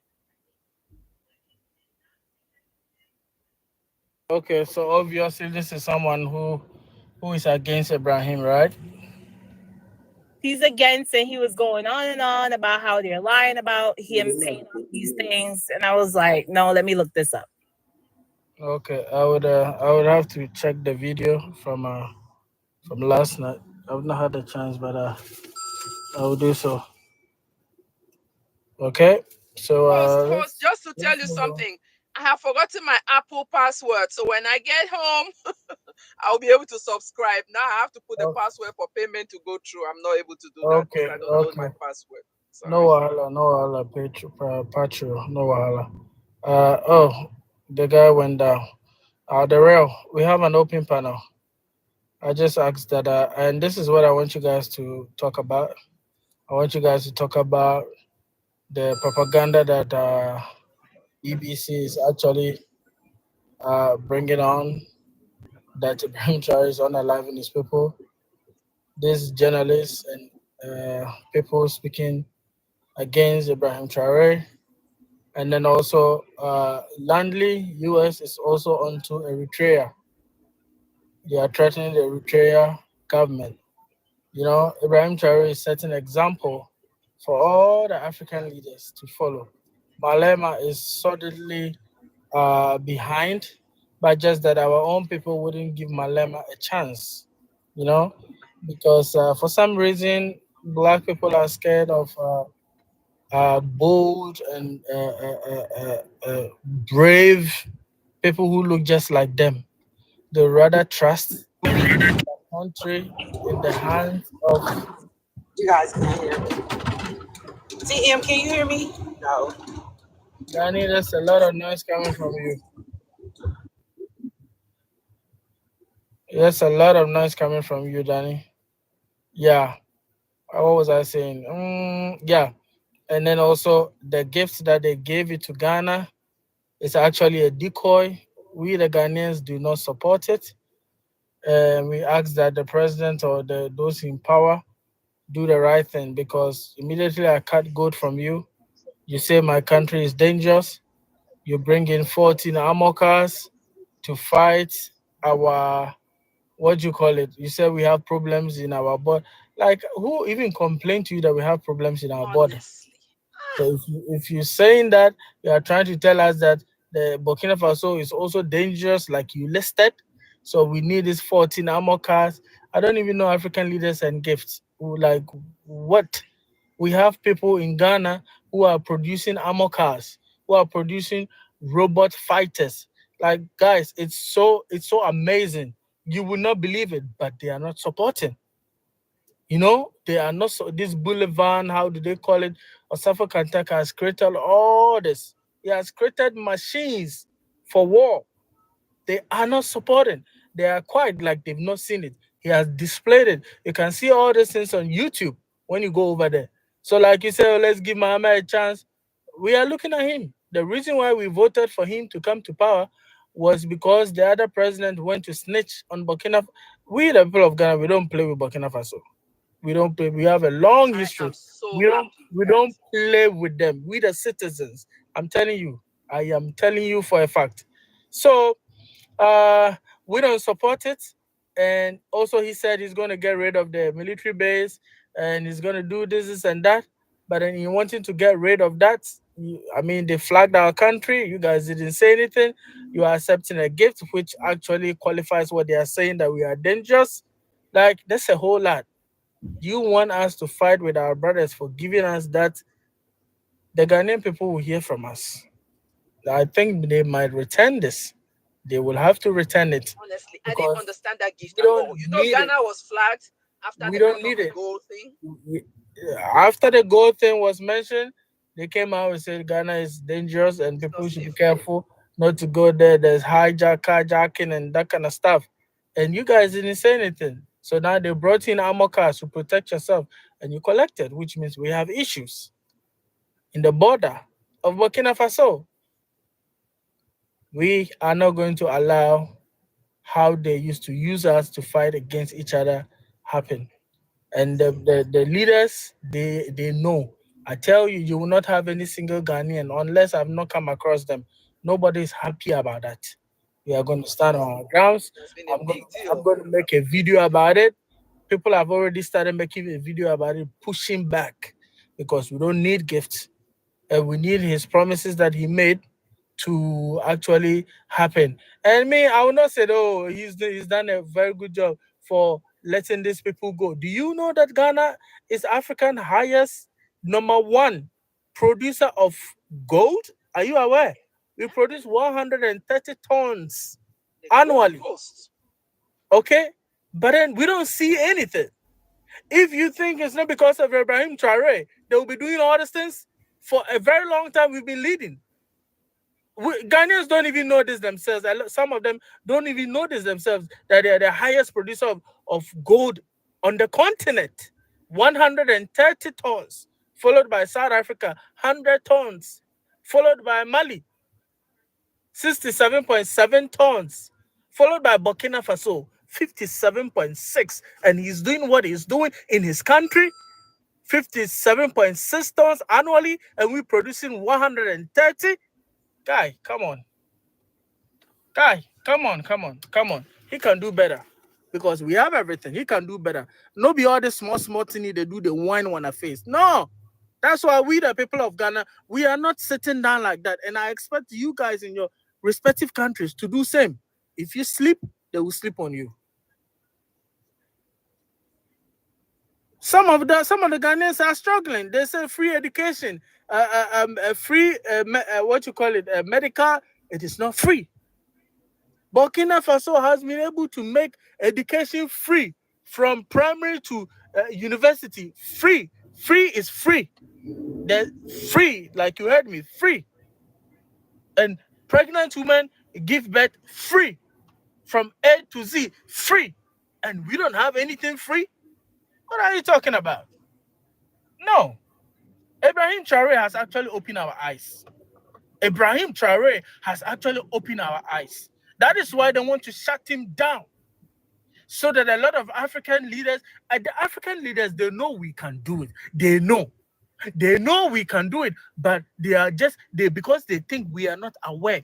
Burkina Faso Ibrahim Traore has actually exposed them by doing what he's doing for his country. So now you see this one coming up. Tanzania do this. This one, they are coming up like slow. They are coming up because they know that we know what is going on now. That is why they see the youth so mad and angry. Now they understand where the anger is coming from. Even President Mahama is telling the people, if you guys are not careful, we will not have it easy in Ghana here. He asked them to declare their assets or they go to jail. We know they play. No, I'm so proud of Ghana, honestly. I'm so proud of Ghana. The youth speaking up, standing up, I'm so proud of Ghana. We support Burkina Faso president more than our own president, and he knows that. He knows that. Anyway, They know that Ghanaian youths are not afraid of them. Ghanaian youth will make you understand they put you in power, and if they don't want you, you are gone. And with everything going on, and they see how Africa is uniting, it's not easy for them. They know that. One thing That's why they about want President Ibrahim Mahama, out, because they believe that he's changing minds.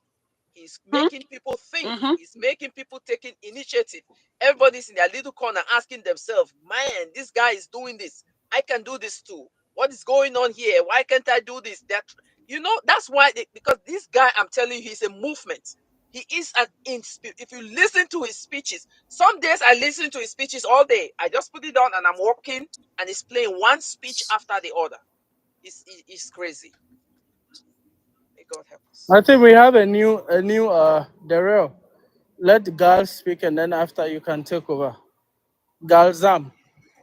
Guys, please make sure you are tapping on the screen from time to time. Share the live. Make sure you support the videos I'm putting. Even if you don't have anything to say, just comment some heart sign. Just do something so that the algorithm will pick the videos up. Go ahead, Zam. Hi, how are you? I heard you mention I'm from Eritrea, so I heard you mention. I usually listen while I'm driving, but what is new? Are you there? Can somebody hear me? Yeah, the real you can speak to my background is getting noisier. I have a noise. No, my Oh, we background can is hear getting you. noisier. Yeah, go Okay. ahead. We can hear you. We can hear Asking you. all this music. And please, those of Okay. you on the screen, please listen also when people are talking, so you can respond to them. Friends, I see you. Thank you. Guys, I need new moderators because it looks like my moderators are getting busy and I'm really suffering. And these new moderators, I have to take you through how to manage the platform because if you get busy, it's about to get more busier. They ban us. That is why we were out for a very long time. These are not our numbers. We are seeking to have 500 plus. So I need new moderators. You think you can moderate and all your senses work very well, please inbox me. Go ahead. Guys, don't depend on me. We are adults. Don't depend on me, please. My background is noisy right now. Oh, okay. No problem. I just listen. I just want to tell everybody I'm from Eritrea. We've been doing almost like Abraham Traore. I am very proud of him. And they know. I just want to let you guys know. It's not they don't know. They think we don't know, though. That's the issue. And some of our people don't know, and we can't blame them because we didn't push for the education of that they there to take advantage of us. And now they are really not only to take advantage of it, they don't care one bit to give a chance, you know? So we have to fight back. We don't have any other choice because the world is changing. And if we don't start now, we will never have a chance. This is our chance. In Eritrea, we've been doing it since 1941, okay? But because we have, the percentage of people we have between Ethiopia and Eritrea is a lot of different gap. And we still, through the Ethiopian neighbor, the West is consistently um, attacking us and propaganda constantly negative about our country, even though we have schooling, the aid crisis in Africa came, they cleaned that. Children are not being unalive for a lot of situation. They got their vaccine, everything, and so we're doing it little by little, but our country is getting built up. We don't have no debt at all. We don't want any aid. Because of that, he said that he doesn't want anything to be support, and we need to do our own farm for safety and everything. they just brought it up negative only. So we're still going through it, and just want to let you guys know. If you want to know, go to my bio and check it out. Whatever I can, I did put it there. And I support Abraham Troy. God gave us from the sky, and his mom and his dad, you know, they brought a king of Africa. So support him wherever you can. That's all I could say. Thank you. Thank you so much. Thank you so much. And I know that the Eritrean president is big on that also. No aid, no loans. And he's working hard to make his country great with the resources that he has. And I think that is why, any African leader that stands up and said, no, my people can stand on their feet, becomes a problem to the West. The West, we think that he doesn't like them. Because why? When we take all these loans, we get into debt. Remember, those loans are never to be paid. We get indebted for generations. And then we keep taking more loans to make up for the deficits that we're having and the struggles that we're having internally, education, healthcare. We keep taking more loans. And then the politicians will loot the money and we never are able to pay back. So we are permanently dependent on the IMF and the World Bank. Those institutions were not meant to help us.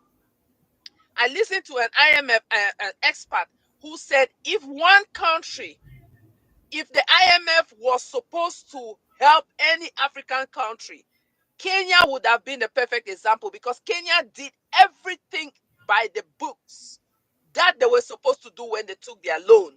But up till today, they are still in debt and they are still taking more, which means the IMF does not work for Africa. And it was built like that. Whether we accept it or not, the system was built like that. If you look at it this way. Hundreds of years ago, more than 400 years ago, our forefathers were brought here to work, right? We're taken all over the world, not only to the United States, to work on the plantations. Now they don't want us here anymore. They want to keep us in Africa. They control us. They give us their leaders that they want. That's why they insist on elections. I keep bringing up this example. Why are they not insisting on elections in Saudi Arabia? Why Africa? Because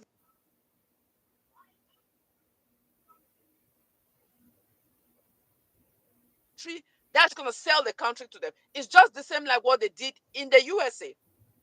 They watch over all the other slaves working in the farms. They have one head man. It's the same thing. They come to Cameroon, they put one head man that's going to watch over all the slaves. They go to Ivory Coast, they put one head man because they want to permanently control us. Now we have two leaders in Europe who are speaking openly about that. Thank God for Putin. And the Italians forever, they have always said this, that they keep us permanently down for their own benefit. Now we know that we can speak up without fear because we have three leaders, and I'll always include the leader of Namibia and Eritrea. They are coming up to say, no, we can work. And I personally am one person who fears debt. I always want to save in the credit card, you can get 50,000. It's not your money. You have to pay it back. So I'd rather get $1,000 that is mine than to get $10,000 that is not mine. It's that same mentality that you cannot be in debt and hope to become rich and hope to become developed. And they talk about a revolution. Every nation that's developed today had a revolution of some kind. Go back to your history books. This is our own revolution. Our leaders, our forefathers have tried and they jar all of them. We have to be able to sit up now. It's pathetic to me when I have to sit on a forum and I'm arguing with people, I put it in quote, who say they are Burkina based because I cannot prove they are Burkina based.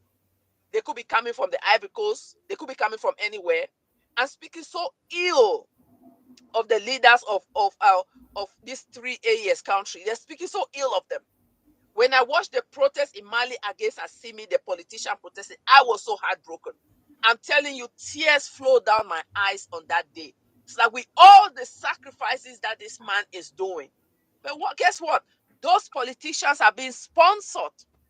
I was on a forum on Sunday. Some people testified that in Europe, even in Africa, they are giving them money. They sit at home, they don't do anything, they call themselves journalists. All they do is they stay on social media every day, they put money into their accounts. They give them money to talk ill of this guy. So the fight is on, the battle is on. Every of our leader, whether it's the one in Namibia, it's only a matter of time before you start hearing stories about the one in Namibia. They are looking for what they're going to put on her right now. So we have to be able to do something. Sit up, spread the word, and talk to, and do other action like I talk about conferences, writing our petitions, writing our declarations. We can write our letters. What is the AU doing? They threatened Ibrahim like that. For General Lanley to come and say, and we have African leaders who are looters permanently for 40-something years. They loot their government. And he did not give those people as example. He gave Ibrahim, who has been there, September will make him 3 years, with all the effort he's putting in. So we clearly see that they have an agenda against our development. I'll tell you one thing where most people do not understand. The US military is abroad to enforce their economic expansion and growth. Ask yourself, what are they fighting in Africa? Why do they have a command center in Africa? Why? They want to go and liberate the people of Burkina Faso. And what about the people of Cameroon? What about the people of Equatorial Guinea? What about the people of Congo? What about the people of Sudan? Of all 54 countries in Africa, he picked Ibrahim Traore. Why? Because their economic interest is threatened. And if you listen to all that interview he gave in front of the Senate, not the interview, where they were questioning him to defend his budget, he said Russia is beginning to come there. Most of those countries in the Sahara Desert are on the verge of turning over to Russia, which means America loses its interest in that area. And with the interest comes the economic loss, because we have their big mining companies out there. And when they come here, they give big tax breaks and they support the government in power. How can you imagine that for more than 30 years, a company is mining diamonds and gold in Africa and paying taxes in France? The taxes are paid in France. France is being developed. We continue to remain backwards. How is that even conceivable?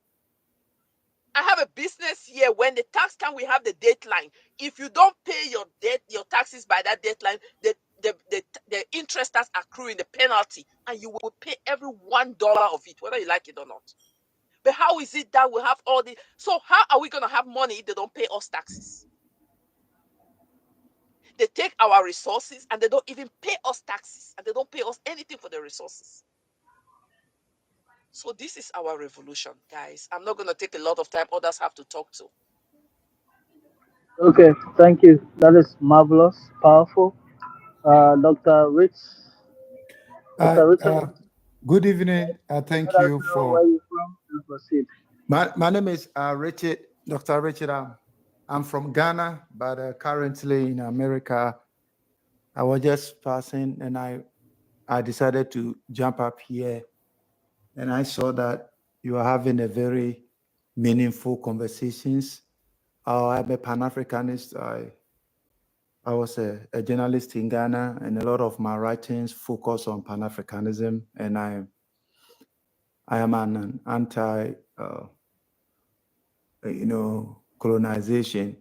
Yes, Ibrahim Traore has awakened our consciousness, and I think that it is a new form of revival in the African continent, and we need to follow, because I think that what is going on, if we miss the opportunity to reset our continent, it will take decades and centuries before we see this thing happening again. I was so impressed and thrilled and amazed that for the first time, people from all walks of life, as Africans all over the world, French, English, people in the Caribbeans, supporting the liberation of Africa. For me, I've been saying that Africans, we have four main problems. Our first problem is our political ideology of democracy.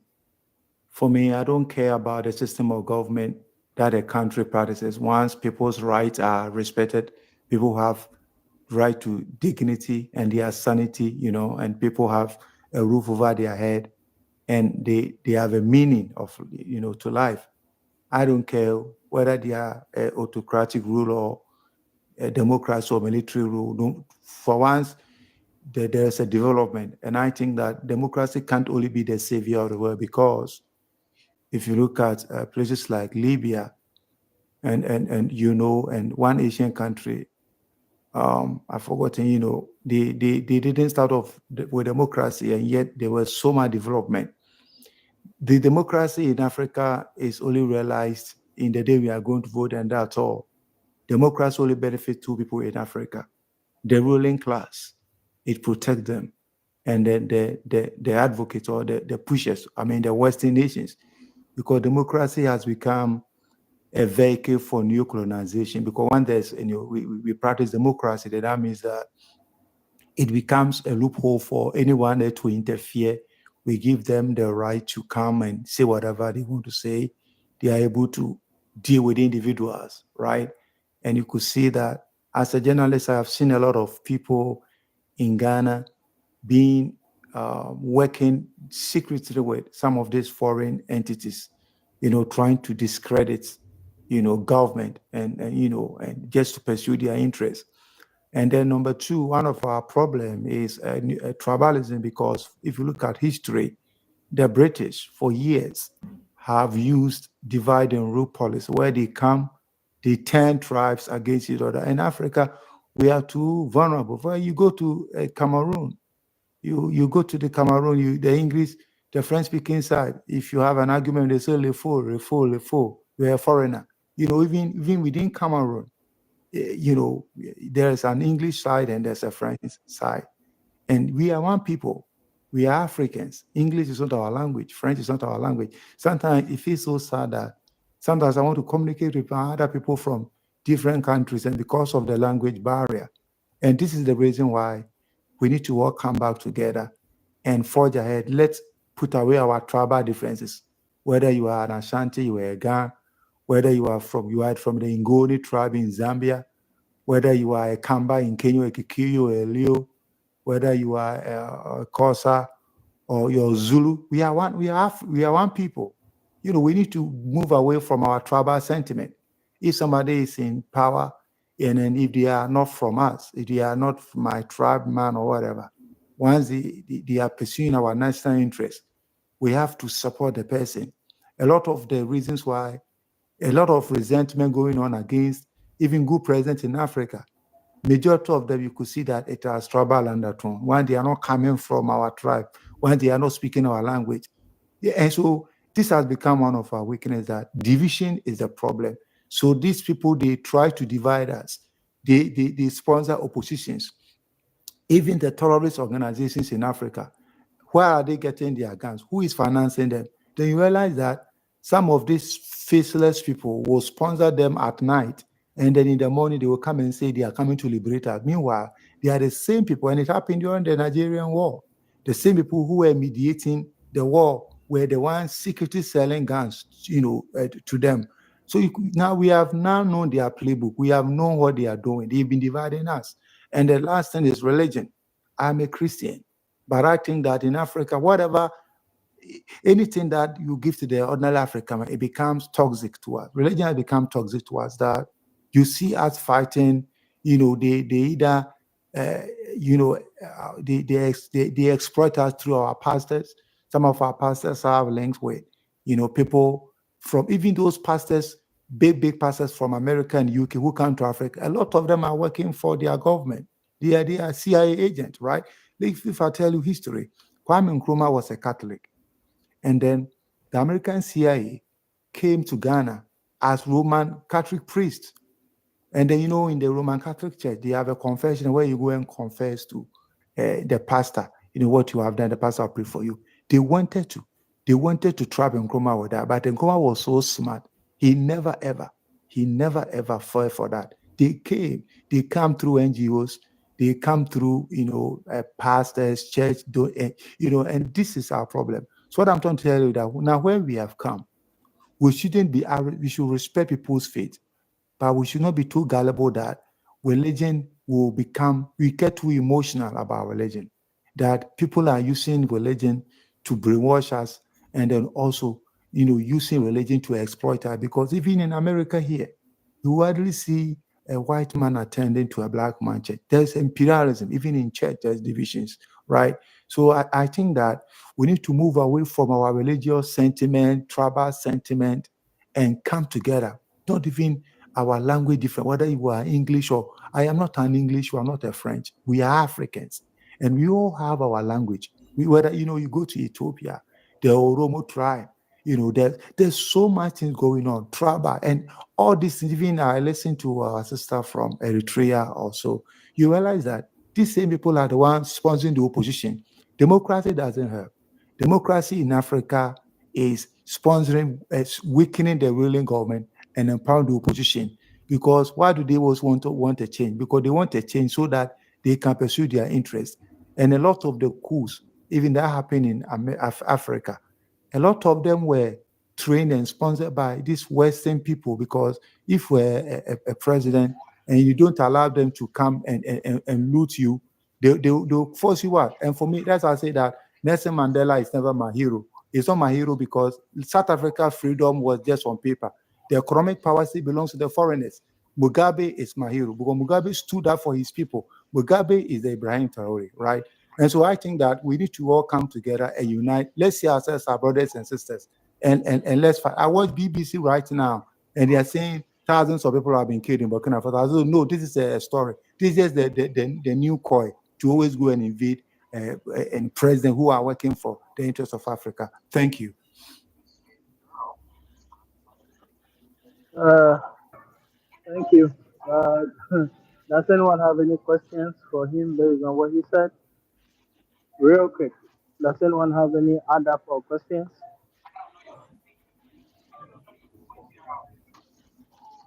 Okay, user, please mute your mic. When you come up, you mute your mic. Let's go to is it Ismail? Ismail, go ahead. User, mute yourself, user. Yeah. So hi guys. This is User, Ismail. I'm from. hold on. User, can you hear me? User. Okay. Go ahead, Ismail. Sorry for that. Okay, that's great. So thank you for everyone here, and then I want to thanks to you for giving me a chance or opportunity to be with you here. This is Ismail. I'm from Sudan. I'm just here to say, like, Ibrahim Traore is the hero of Africa right now. So I just wanna ask everyone, as you're African, no matter where you are in Africa or in America, in everywhere, you have to support Ibrahim Traore and his group. He not only, yes, even there is the president of Mali and Niger. They are all making unit. They have they have like something they wanna show for Africa, or they try to unite Africa. They try to let us to be in front, not back. They want to let the people work in their countries. They not try to cross rivers or everywhere to leave your country and then go into his country and then working for them. That this kind of work is right now not good for us. So we have to support them, and in order to take our country, in order to improve our country incomes and whatever. So anyhow, maybe a lot of African people, they don't know Sudanese because of language. A lot of things. We are in Africa, but so we just like our leaders try to be aware of Africa, and they are trying to be with the Arab countries. So anyhow, for that reason, as we are Sudanese, they put borders with us. The leader try to put borders with us and African, but anyhow, we still proud that we are Africa and we support African people. What they did, that is good for us and good for our country and countries, and also good for Africa. So anyhow, I don't know, even more history about those people or what they want to do. But if you try to see their new generation, they are going to make change a lot of things. So anyhow, thank you so much for letting me be here. And then I was I was view a lot of video like in Abril City. There is many people in different countries. They will support them, and then this is very good thing. So anyhow, thank you so much for being here. We are proud of Ibrahim Traore. We support him. Don't forget also even our country right now we have war. Everyone know that. I think you know that.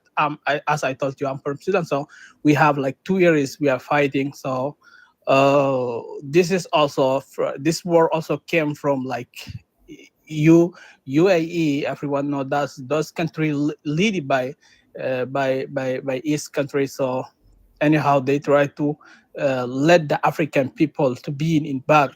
So for that reason, they making RSF for us, and they try to kill Sudanese, and they try to kill people and take the minerals from us. So anyhow, the Africa right now need to people understand each other, and when you find someone from Africa, he go forward. We have to support them.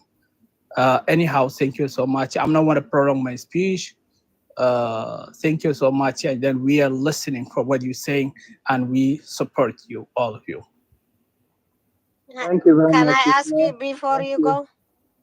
Hold on, Well, hold on, Hi, hold on, hi, what? hold Okay. on. Yeah, Ishmael. Yeah, thank you for that.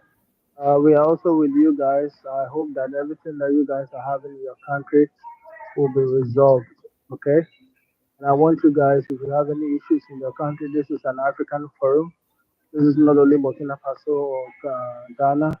You can come, bring, share, so that the world will also know what is actually going on. Yeah. Thank you. Go ahead, God. God, go ahead. Okay. Hi, how are you?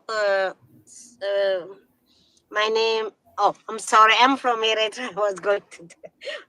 Anyway, I know about Sudan, at least half of it, but I love Sudan. The people were very generous when we were there by the 80, and they allow us to feel to free when Haile Mariam was doing war for us on us. Anyway, I just want to say, I want to ask you is, I thought a month or 2 months ago, a month ago, that uh, the Khartoum is under the government now.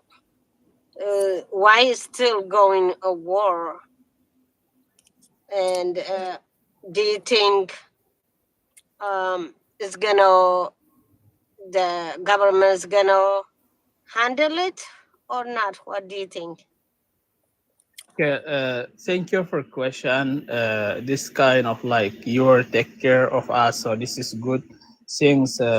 Really, we telling you. I mean that the war soon or later will be in. Anyhow, we know that right now Khartoum is controlled by our government or their army, but those who are called we call them like RSF or Janjaweed, they're right now in the West Sudan, and they try to attack people. They try to kill women and children. They did a lot. Hold on, Ismail. You Yeah. cannot use the K word, okay? TikTok Okay. will punish you. Okay, sorry. Okay, anyhow, sorry, and thank you for letting me here. Hold on. Don't worry. I know you don't know. And the people in the comments, please. If anybody say anywhere, please don't wait for me. I beg you to say type F1. You know the assignment already. So anytime anybody says anything like that, let's go ahead and then put in the comment section. And guys, we are 120 plus over here. We can reach 100. Thank you. Continue. Okay, thank you so much for letting me here again. And then that's I hope you get an answer, Gala or Gali, I don't know, but anyhow, sorry. we anyhow the war will end. Anyhow the war will end, and the government as he take the Khartoum, maybe even the Darfur, he will get, and everything will be okay. And also, I appreciate that you mentioned like we are a good people. It's not only we all African people they are perfect, because I hear a lot. I was not in my country, but I hear a lot of from my family members, from my friends. They say we are go to Kenya, we want to Ethiopia, South Sudan, Eritrea. They treat us very nicely. As we are African, we feeling like we are in Sudan. So they say like this. So this means that all African, they just brothers. Even I have some friends, they went in Burkina Faso. Also, they tell us that they deal them by good ways. So it means that we are one nation. So anyhow, don't worry for, and as I will thank for all people who they pray for Sudan in order to get a peace. And we also support Burkina Faso and Niger and Mali who take new way, who try to plan new things they wanna make for Africans. So that is perfect. And then anything will be okay. I hope my Eritrean sister. I hope you take easy, and we will win, and then we will get a peace. And then I hope all African countries get a peace. So thank you. I'm not gonna prolong my speak for you. Maybe there here is a lot of smart ladies and gentlemen. Really, I hear for this lady who talk about who her name is Partriro, or I don't know. I'm not good for English. Anyhow, she was talking very seriously and good, and all of you are smart. So I just wanna listen from you, and this is kind of connection where I can listen what truth, and then I can tell my people truth, and then they will support you by the willing of God. Anyhow, thank you so much.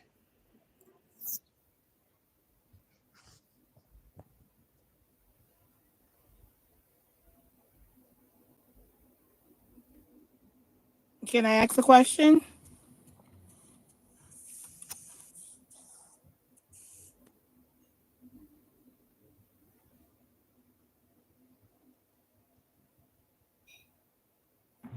Okay. All right. Who's next? Lady K. Go ahead. Okay. Please tap on the screen. Okay. Let us know where you from and go ahead. All right. I'm glad that the brother is saying that the things are beginning to improve in Sudan. I hope there will be peace in the whole of Sudan, because we are not happy about what is going on there. We just want the whole of Africa to be in peace, because there is no way you can develop anywhere where there is no peace. So we want peace. We have to come to the round table and discuss what the problems are, and people should be ready to share power. All this trying to dominate one tribe wanting to dominate the rest, it's just wrong. It should not happen in 21st century. It is wrong, and it can never work. But my main concern is about Ghana now. I understand America has just delivered 14 armored vehicles to Ghana, and they have accepted it. And America is instructing them to use it in northern Ghana. And we know northern Ghana is sharing boundary with Burkina Faso. And I understand the capital, Ouagadougou, is just less than 10 kilometers from there. So I don't know what everybody here feels about these gifts, the so-called gifts at this point in time.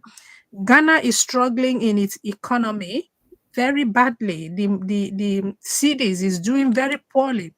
Instead of America helping Ghana economically, this is Hold what on. they are Lady K. doing. As we are Yeah. speaking now, Ghana City is the best in the world. I don't know which news you are Or watching. is the So best. yes, in the world, doing very better in the world. So I Oh, don't know is which. $1 to $1. Is that what you're telling me now? I just gave you the Is news. one CD $1? Sorry? I didn't hear the answer you gave me. Proceed. Yeah, anyway, I'm just worried about the situation that is beginning to brew up in northern Ghana. If America wants to hand over these tanks to the insurgent or the militias that they have planted all over Africa, to use it to now go into Burkina Faso to cause trouble, I'm really worried, and I don't know why Ghana is allowing them to do this at this point in time. I don't know if anybody has any answer for me, because I am concerned about Ibrahim's safety. I don't know if anybody has any answer why they are doing this. I TM, can I come have. in to Can I help come her? in? Yeah, Who go just ahead. spoke? Lady K? Yeah. So the thing is, with Ghana, we've already sent a message to our president, and we believe he's going to do the needful.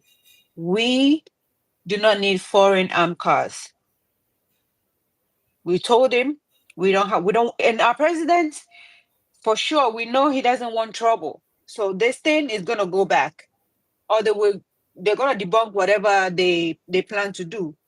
Because we, the Ghanaian youth, we are not afraid to speak up and attack the government if they don't do the needful. We don't have problem with Burkina Faso. We basically intershare blood with Burkina Faso. We have a strong connection, strong relationship with Burkina Faso. So if America want to do something to the people of Burkina Faso, or especially that, it's not gonna work. So my sister, cool down. You will hear the news that those things has either been returned or those military people have left Ghana. Because Ghanaians, we don't play that. And our president is very much aware. He starts telling his people to act right, because only one time Ghanaian youth stood up and marched and told him, this is our point of view, we're standing with Tuareg. He got a message. So for that, I'm very much aware that we don't have to worry about it. Thank you so Can much. can I add something? Me too. Sure. I have a question that if you could answer together about it. Hold on. Let the guy come in, and then you come in. All right. Concerning the 14 military and the among Among cars, tanks. Mhm. yeah, among tanks. Information reaching us is that for now, the defense minister is saying that it's for Galamsey fighting. So, and yesterday I said it. We are watching. And now I listened to one of the prominent comedy men, KSM, today during his show. The Ghanaians are also calling the Minister of Defense to come and give a clear lines of the tanks that has been given to government, because Abraham Traore is your friend and he came to an inauguration. So if you are saying you are resetting the country, why should you go for this among cars? So now we are still waiting for, because Galamsey has been going on for all this while. Why didn't America bring? And you have a lot of challenges in Ghana, our hospital and stuff, but America did not come out this way.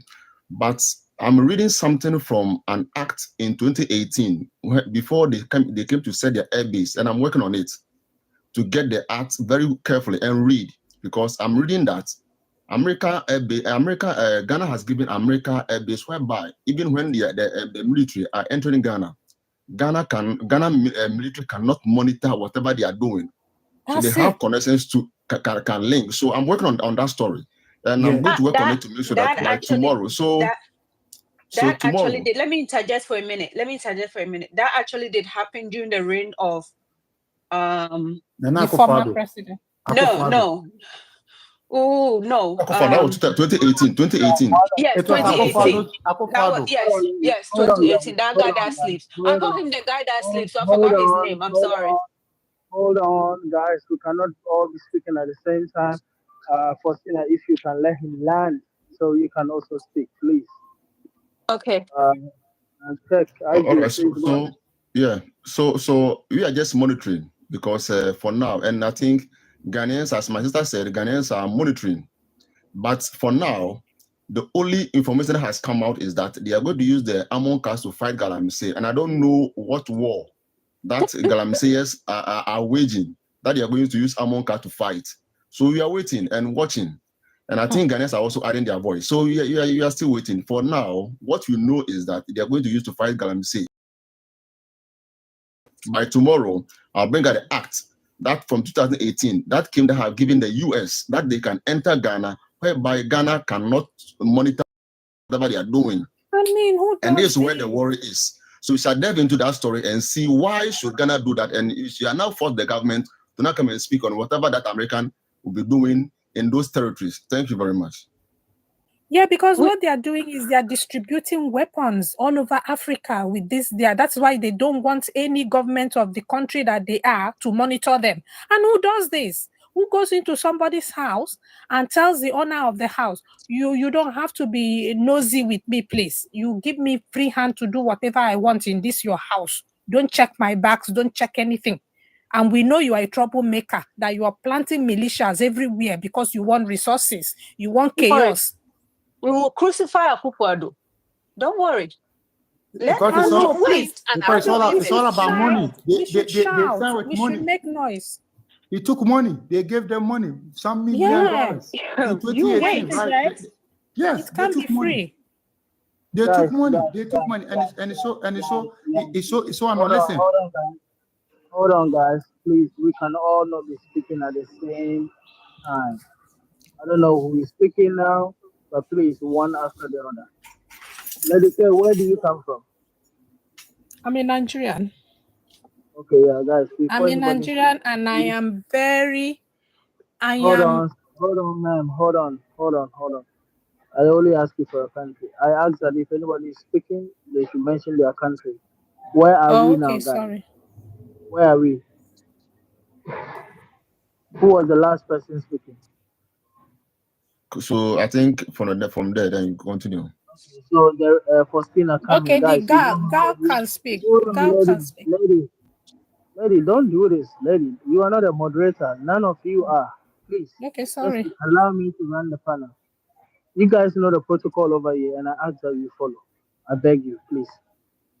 Gabriel, I think you wanted to speak. So after you finish, Dr. Richard will also speak, and then we'll go to the new person. Yes, Akufo-Addo. But I want to say something. Very well. When JJ Rawlings was running Ghana as a military ruler,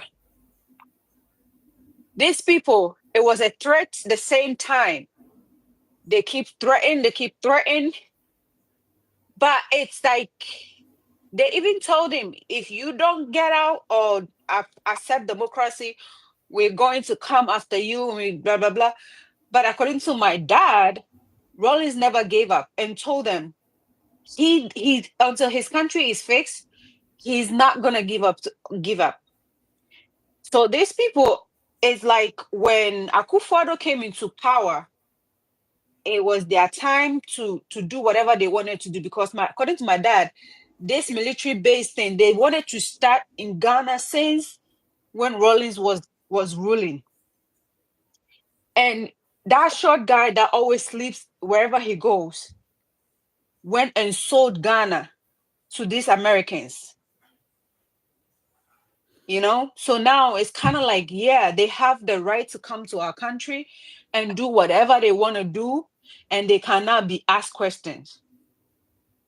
But we Ghanaian youth, we are not going to sleep, my sister. Those instruments, they have to go, because the war, it's not even a war. What is happening in northern Ghana is chieftaincy thing. It's about land disputes.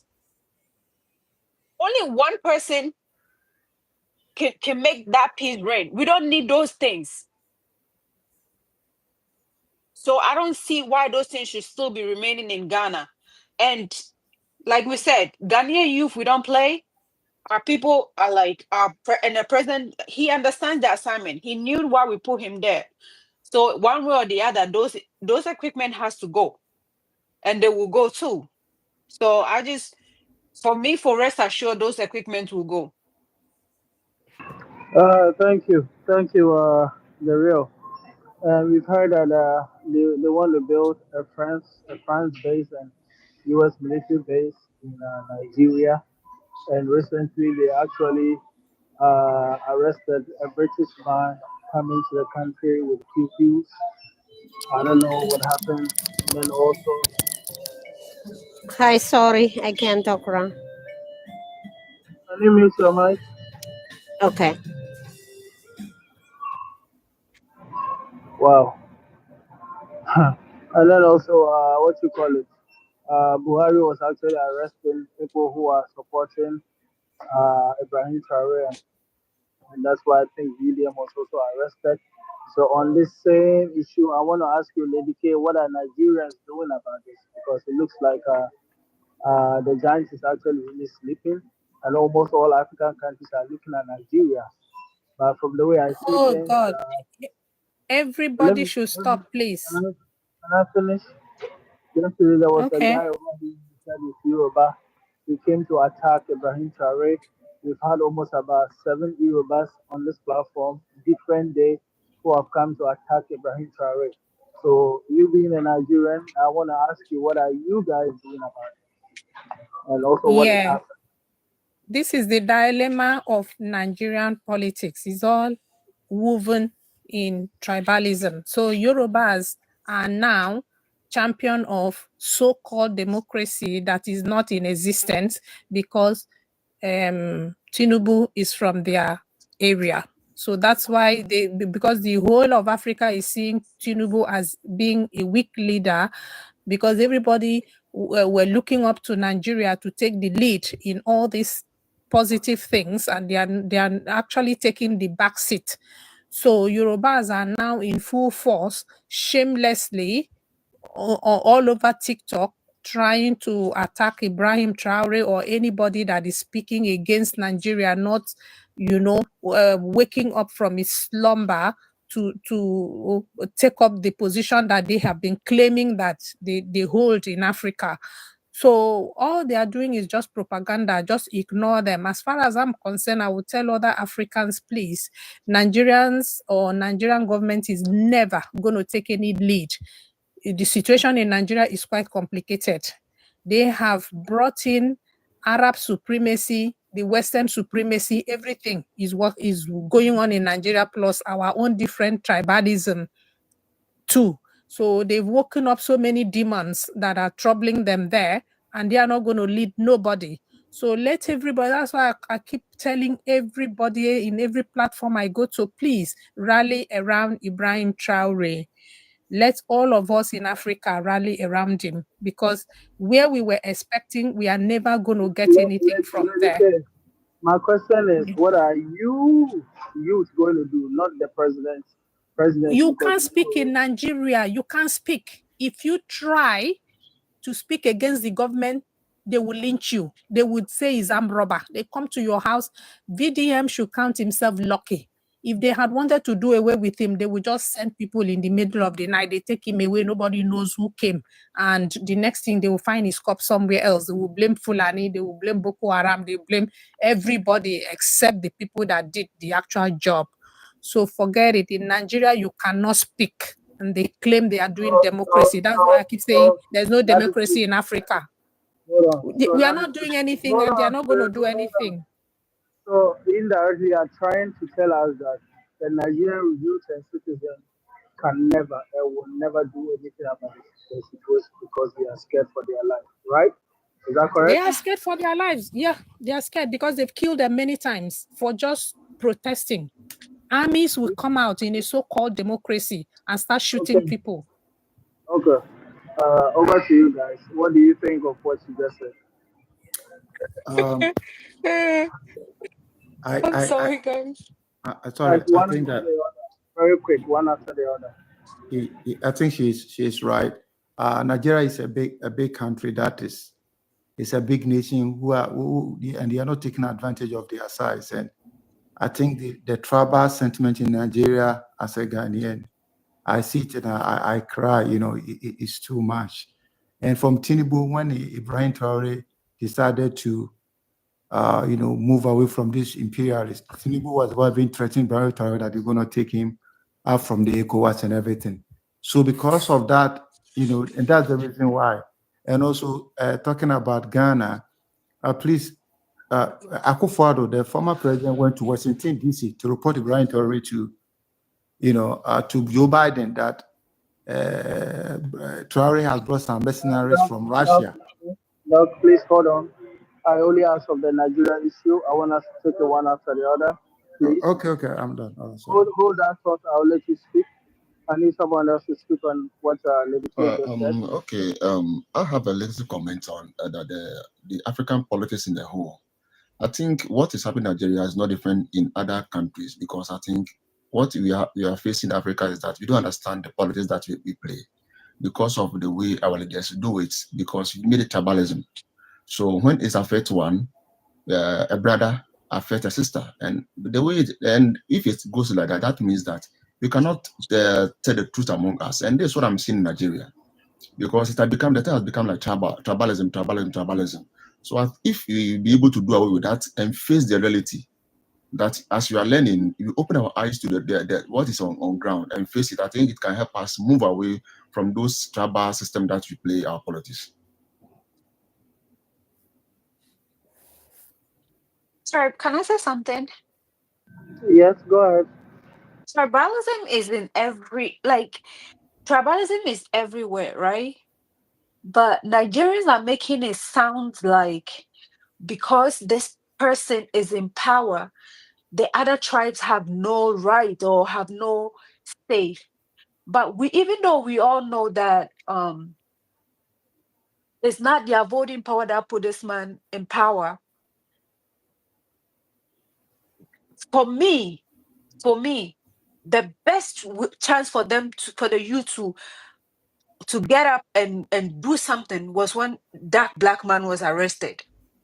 That was the best moment. And with this time that we are in right now on social media, if they did that and everybody has their phones on and they were live broadcasting to let people know this is what we are doing, this is what is going to happen, this is what we are even expecting to happen, and the whole world tuned in to follow them, I think the presidency, the everything will calm down and they will oblige. Because it's not like before when Boko Haram rose up at that time, that there was no social media. Like there was social media, but it wasn't like this. So they did things and they got away with it. And they put that fear into them. So now nobody want to come out and talk. But this is just my humble opinion. The time that they arrested the very dark guy, whatever his name is, that was a time for Nigerian. You should have stood up and say enough is enough. Even if it was 100 people, 10 people, 50 people, take up your phones, walk on the street, demonstrate or protest peacefully, march, and be live. Because anytime we go on live, these leaders, they know, they hear, they listen, they watch. So let them do that. Then let the government know that they are serious. But if everybody is quiet and they are afraid because that's not my tribe that is in power, and if they do, they're gonna kill me, then how are we gonna fix what we? I'm sorry.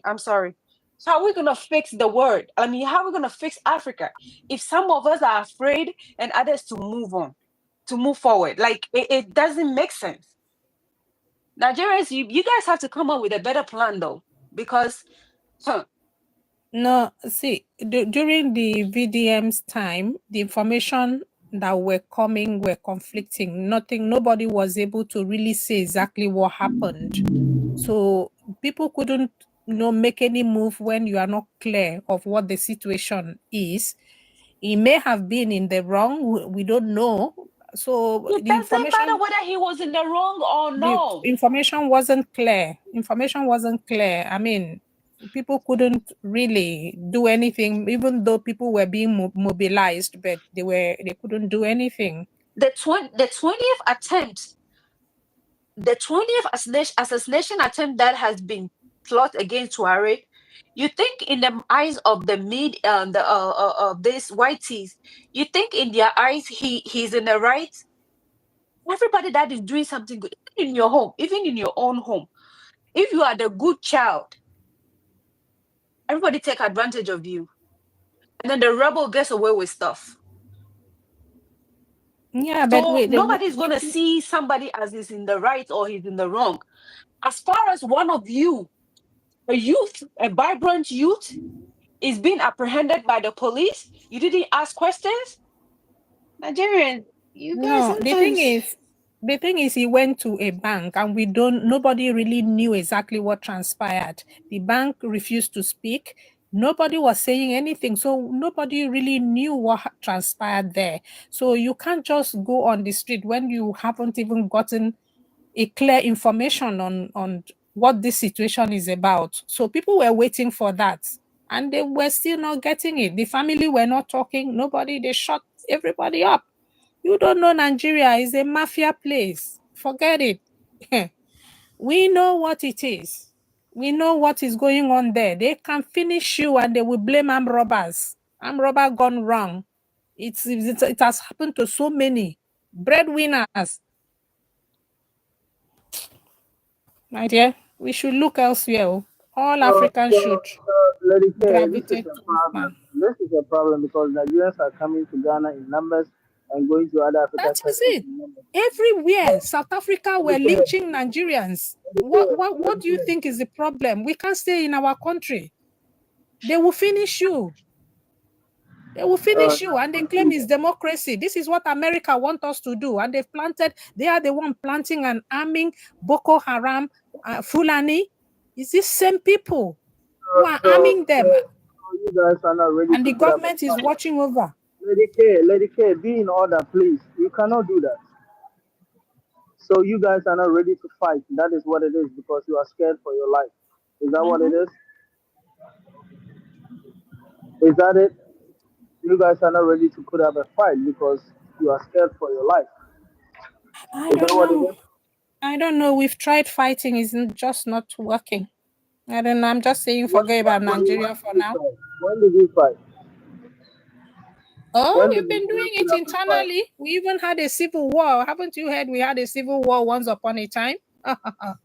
Forget When it. was And it? it was bad. We Wow. had a civil war 1967, So 67 to after 69. you talking about It was 1960, so bad. after that, have you, They confiscated. Okay, you want to speak? You go ahead. Go ahead. I think we should forget about Nigeria. You are talking about Okay. 1960. So 1970, 80, 90, 20, nothing has been done ever since. Just only 1960. Because it hasn't been settled. The houses confiscated were not up to today, not returned back to the owners. So the reconciliation wasn't really done. How would people move on? It keeps coming back. This same situation since 1967 it keeps coming back. Eh? The reconciliation wasn't really done. So this is the Okay. issue. Lady K, the government is not only the issue. You guys are fighting among yourselves and tribes. So can you guys also stop fighting among each other and put your differences I don't know. aside and come together? Can you guys, if the government, you guys cannot fight the government, can you guys fight putting everything together so you can come together as one? Will that also be difficult to do? Yes, it will be difficult because as we speak, one side of the country is producing crude oil and having their environment completely destroyed because the people drilling the oil are not following the ethical practice. Meanwhile, the rest of the country are closing their eyes. And Ken Saro-Wiwa, he was a laureate prize winner. He was killed just for protesting this matter. The military killed him. Oh, sorry, unalive him. Sorry. Unalive him. So all these things is causing problems in Nigeria that is making us not to come together. one part of the country cannot be producing crude oil that is feeding the rest of the country. They are not even benefiting from it. It's the people in the north who are benefiting, people in the west who are benefiting, and the rest of them. Meanwhile, the Niger Delta, where this oil is coming from, have no development. So that's why I'm saying the problem in Nigeria is too complex right now. People shouldn't look up to Nigeria. They won't do nothing, because what is keeping us apart is greater than what is bringing us together. I like to speak the truth. People will come here and tell you people lies. It's not working there. It's not working. If you will look deeply, the wound in Nigeria is too great.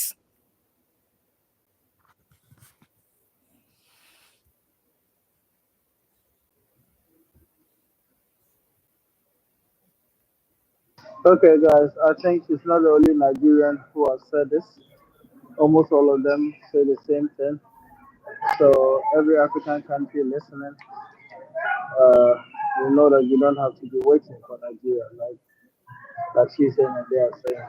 And they are not even ready to put their differences aside to come together as one, because I was believing and I was thinking that that is the only way they can be strong and overcome this.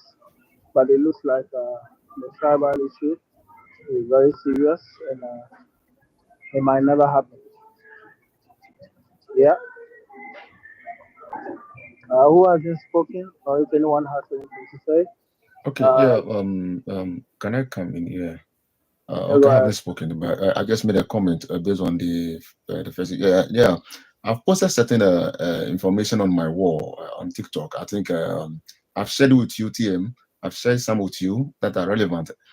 I was just scrolling and I saw something on TikTok concerning US and China now going back. US now going to meet China to now resettle the economic issue.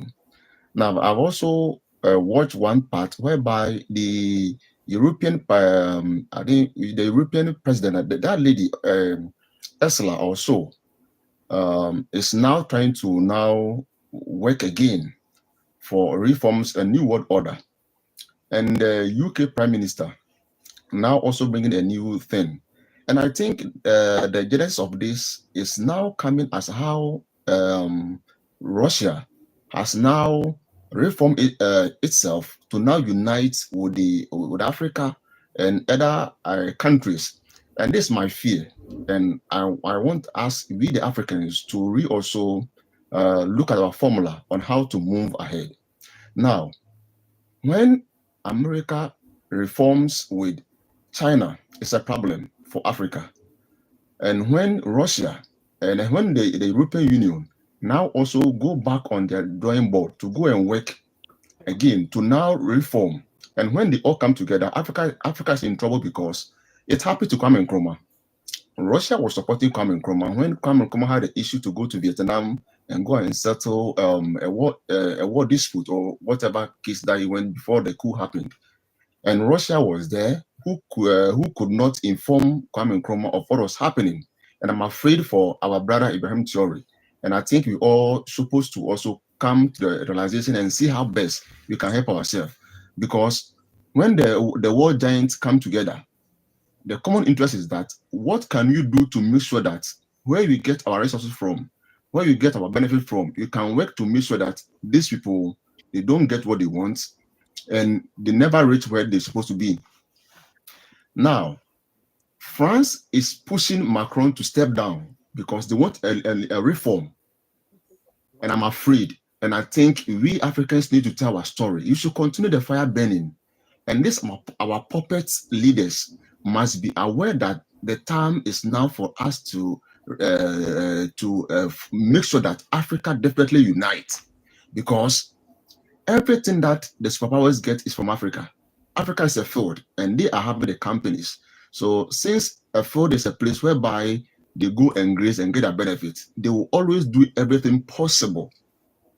And know these people, anytime the whites see that something great is coming, they are smart to work out. So please, we Africans, and with a pocket of violence in our communities and our countries and stuff, it will never help. My message for all of us is that let us work better as we the youth. Let us learn. Everybody should learn his or her history of your country. Tell the story.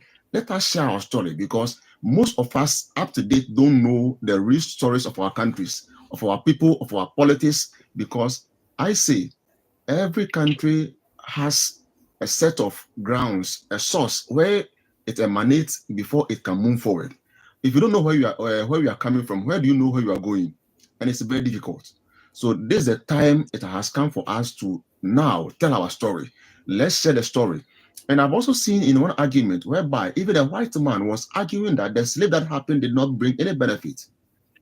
And one white woman was saying that it has brought benefit. And what was the benefit? Education. And the man told them that, are you saying that Africa did not have education? They had their own education, but just that it was not like ours.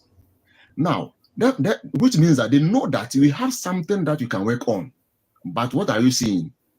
If you continue to fight this this pocket of violence in our tribes and stuff, that means that always you are giving them the platform to come and dictate and debate for us, and it will never help. So when they are seeing that, what they are seeing now is that where the thing is going, if they don't take care and unite, it will go against them. Please, it's the time that we also rally against our leaders who are standing for us to now work that. You have seen their plan, you have seen their target, and any target that they are targeting, it will work for us. So my plea is that we on the platform, or we are that we are listening, please let us tell our story. The lion will tell its own story, not allow anybody to tell their story, because whoever wants to tell your story will quote you wrongly and differently.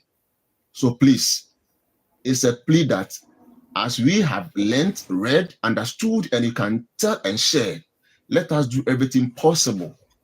Let us, if it can be that we are all going to do research about Africa, our own continent, and tell our own story. Let us work this thing now, so that whoever is coming in will know that, hey, don't go there, because for now they are civilized, and they did not even bring us civilization. We had it, just that you did not get the platform to tell our own story. Because whenever you want to say it, and I quite remember when we were children, if you're a child, you want to speak, your mother will tell you, hey, Kwabena, shut up. I'm shut up, because you are a child. Now you're not children. Education has given us the authority to now speak up. Education has given us the tool to now shake and shape where it is wrong and to now recorrect things. So please, let us use all the tools that we have.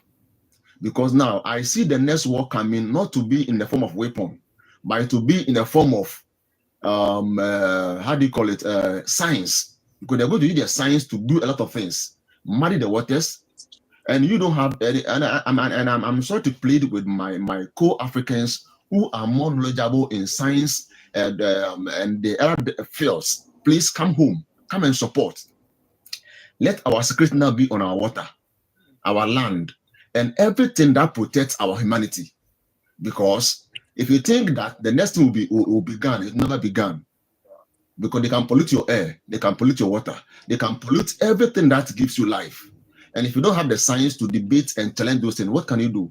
So please, let us use our education, our knowledge, our God-given gift to work for ourselves. And I think it will be the best way to protect Africa and liberate Africa. Thank you very much. I also want to say something.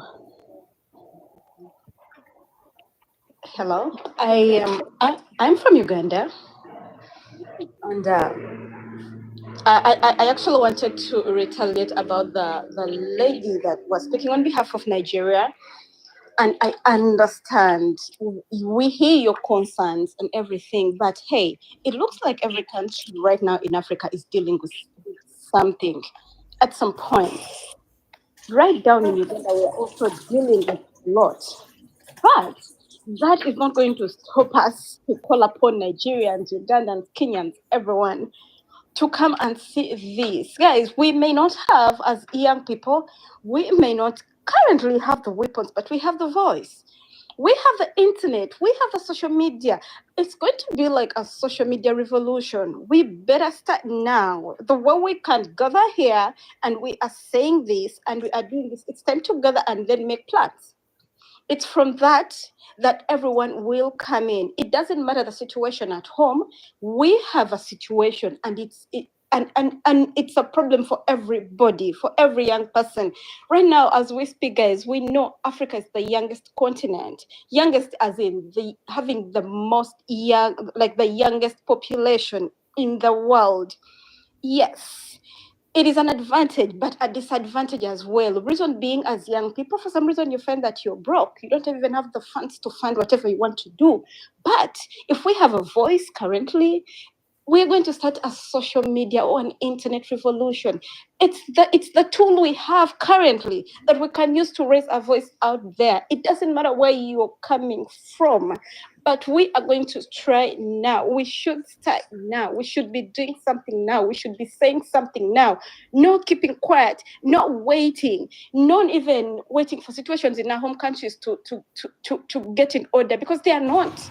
If we still have leaders that still want to help the white influence, the Western influence, want to like give them support on our own continent, we can't sit down. We can't keep quiet. Thank you so much. This message was for Nigeria. Momo, Can I speak? what was I'm asking Momo a question. Oh, Momo, Momo, are you there? Yes, I'm here. Was this message for Nigeria? No, it's not for Nigeria as a country. It's for all African young people. I'm saying the reason I quoted Nigeria was a recent, a previous speaker said something like, "Don't look up Nigeria. Nothing good is going to come from there." No, actually, we need everyone. We need everyone. We need ourselves. All of us have issues in our countries. Things are not doing well. Things are not working out. If we came out and started to speak about what's happening in our own countries, a lot is happening. But we cannot afford to be like, hey, don't even think about Nigeria. No, we're going to call upon the Nigerian youth from wherever they are, and we are going to try. So thank you. Let her finish. Can I say Guys, something? hold on, guys. You guys are giving me headache. Okay, on my platform, when somebody is speaking, we wait for them to finish before we speak. Guys, you see the revolution we are asking for, it starts from here, and it starts with discipline too. So I ask that we keep this protocol. Go ahead, Lady K. Okay, I was just asking if I could say something. Concerning social media, you're saying, we know very well in Nigeria how to use social media. All the phones are registered. If you're not registered, you can't use it. They will trace you with your phone to wherever you are, if you are within the country. And that's why you don't really see a lot of people making so much noise, you know? Lady K, that's the situation everywhere. I come from a country. But I know it's registered in your own country. Maybe they are not using it to monitor you. No, you just don't know what is happening. We're just not telling you what is happening. It's happening. They will follow you and everything. But that's a way of just instilling fear in us. Because once they know you're scared, they will do this and you're scared. My friend, they cannot kill, they will not unalive everyone. They will not do away with everybody. The thing is, when there's a revolution, we should accept some people will be unalived, whether we want it or not. But we Nigerians are behind Ibrahim anyway. We are behind Ibrahim. If we keep in fear and failing to say something or to do something, then that will be it. The thing is, we need to get up. We need to get out. We need to do something for ourselves. I'm not saying I'm also safe. No, my friend, I come from a place where you will be abducted and taken away. Nobody will ever find you again. But yeah, aren't we going to say something? We must speak out. We are soon giving up families and everything. What will happen to our children? Some of us need to get out. Yes, I am from Uganda, Narissa. That's the thing. Thank you, guys. I say something. Oh, Go ahead.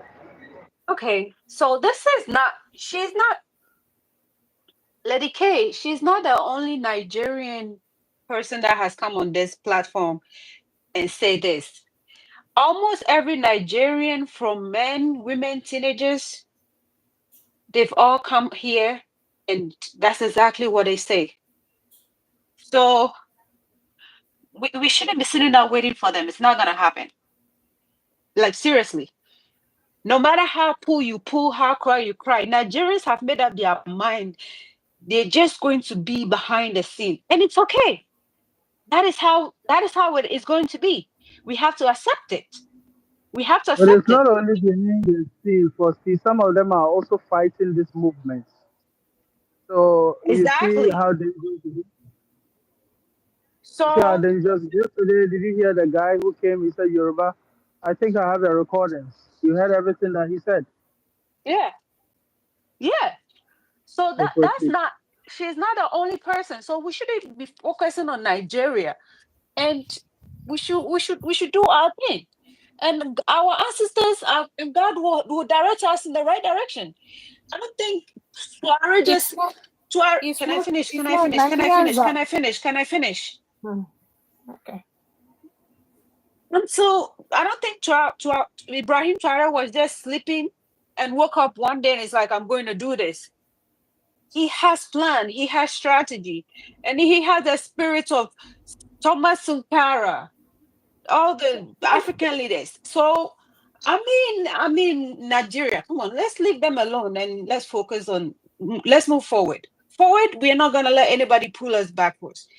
And my brother that spoke about that, he read something that China is going I to. mean, don't move from Nigeria yet.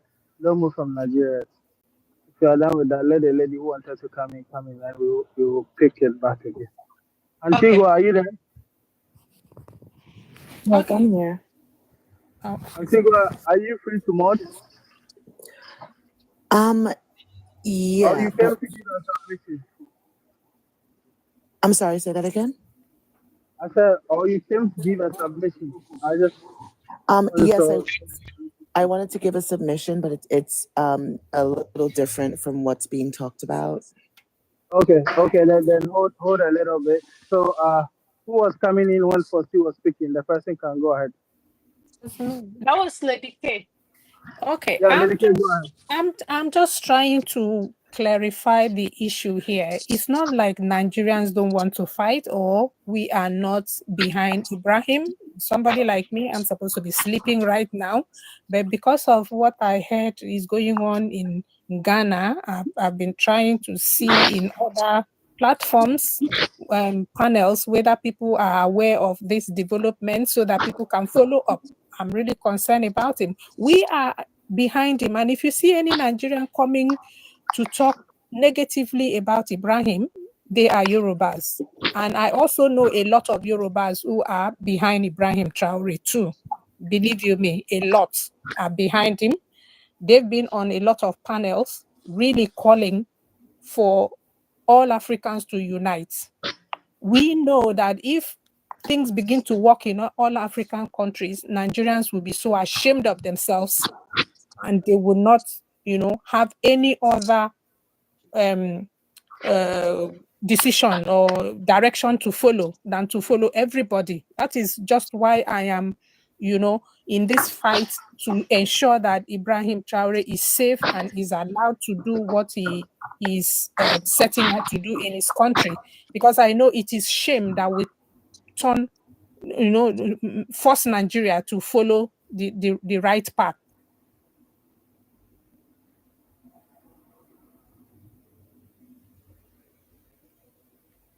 It's not like we are not behind him. That's all I want to say. Lady K, yes, we understand, and we applaud you for that. Now, another Hold thing. on, Momo. Okay. Hold on, Momo. Yeah. It's not like we are not behind him. That's all I want to say. Lady K, yes, we understand, and we. Okay. Hold on, Momo. Yeah.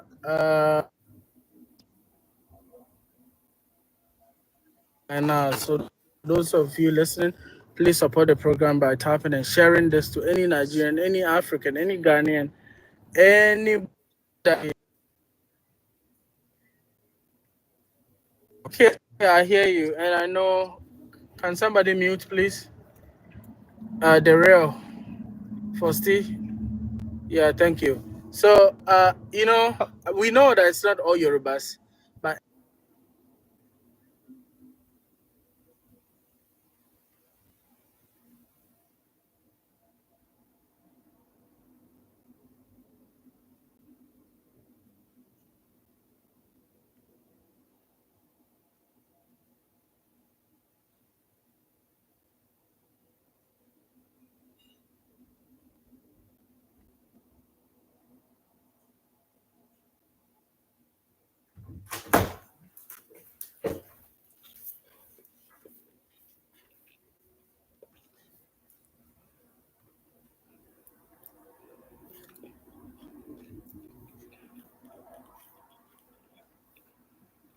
I think now we should be discussing strategies.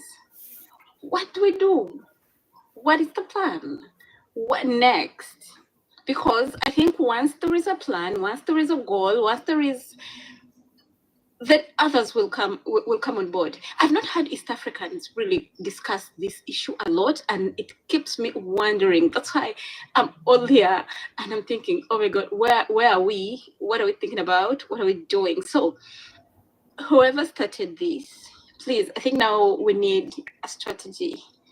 We should be coming up with plans now instead of maybe asking, maybe of trying to think of, okay, who is with us, who is not with us. If we have a strategy, I have a feeling others will come on board.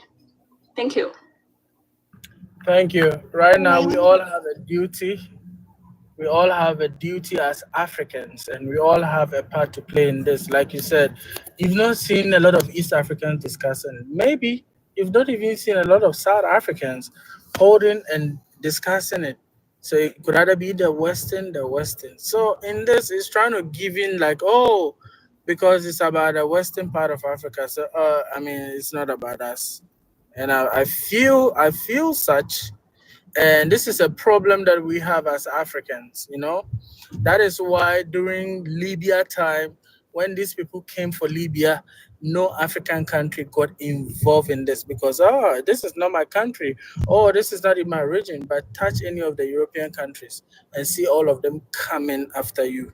We keep shouting Ubuntu, Ubuntu. We say, oh, we are together, we are one, we are this. But unless I'm discussing what you call it, issues of South Africa, that is when you see a lot of South Africans coming to debunk and be fighting me. Unless I'm discussing issue of Nigeria, that's when you see a lot of Nigerians coming, but with this revolution, I have actually seen different East Africans have been here, South Africans have been here, but not really much. If you can keep if you can keep the records, that's why I actually ask everybody to tell me where they're coming from. I'm putting things together to understand our minds, to pick the brains of the Africans, what is happening. You understand? So basically, like Steve Biko said, black man, you're on your own.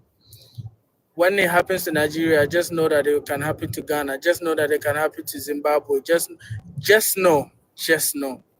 When you go and meet the bear on your brother, don't say get out from him. Say get out from us. Because when he get out from him, it is coming to you. But I don't think we love ourselves that much. We don't. From this, we don't. But we can do better. Antigua, let me give you the platform to speak, and then we rotate around the room. TM, can I add some comment to what you said, so that No, the just hold on speaker for can me. continue? Hold Okay. on for me, All sir. right. Yeah, Antigua has been here for a while. Antigua, you have the Yeah, floor. I Let just us know where you from and um, continue. I'm Antigua. I come from the Caribbean, from the country of Antigua. I wanted to comment on someone who had come up on the panel a little earlier, maybe 20, 30 minutes ago, from Northern Sudan. and he commented that things are getting better in his country. I would like people to look into the conflict that's happening in Sudan, because things are not getting better for indigenous people. And I think that a lot of what he was saying and implying was extremely offensive, especially toward indigenous people who are being G-sided. So that's what I wanted to add. Okay, I think I didn't hear that, but thank you for that. Guys, I have 3 people in the queue, so I will, if I drop you, you can really request back again. Antigua, which country did you mention again? Sudan. You said everything is going good in Sudan? Someone had come up on the panel and they were from Northern Sudan, and they, well, he just said Sudan at first. When he said that things had been getting better in the country, I asked him from the comments, which part of Sudan is getting better, and he said the north is getting better.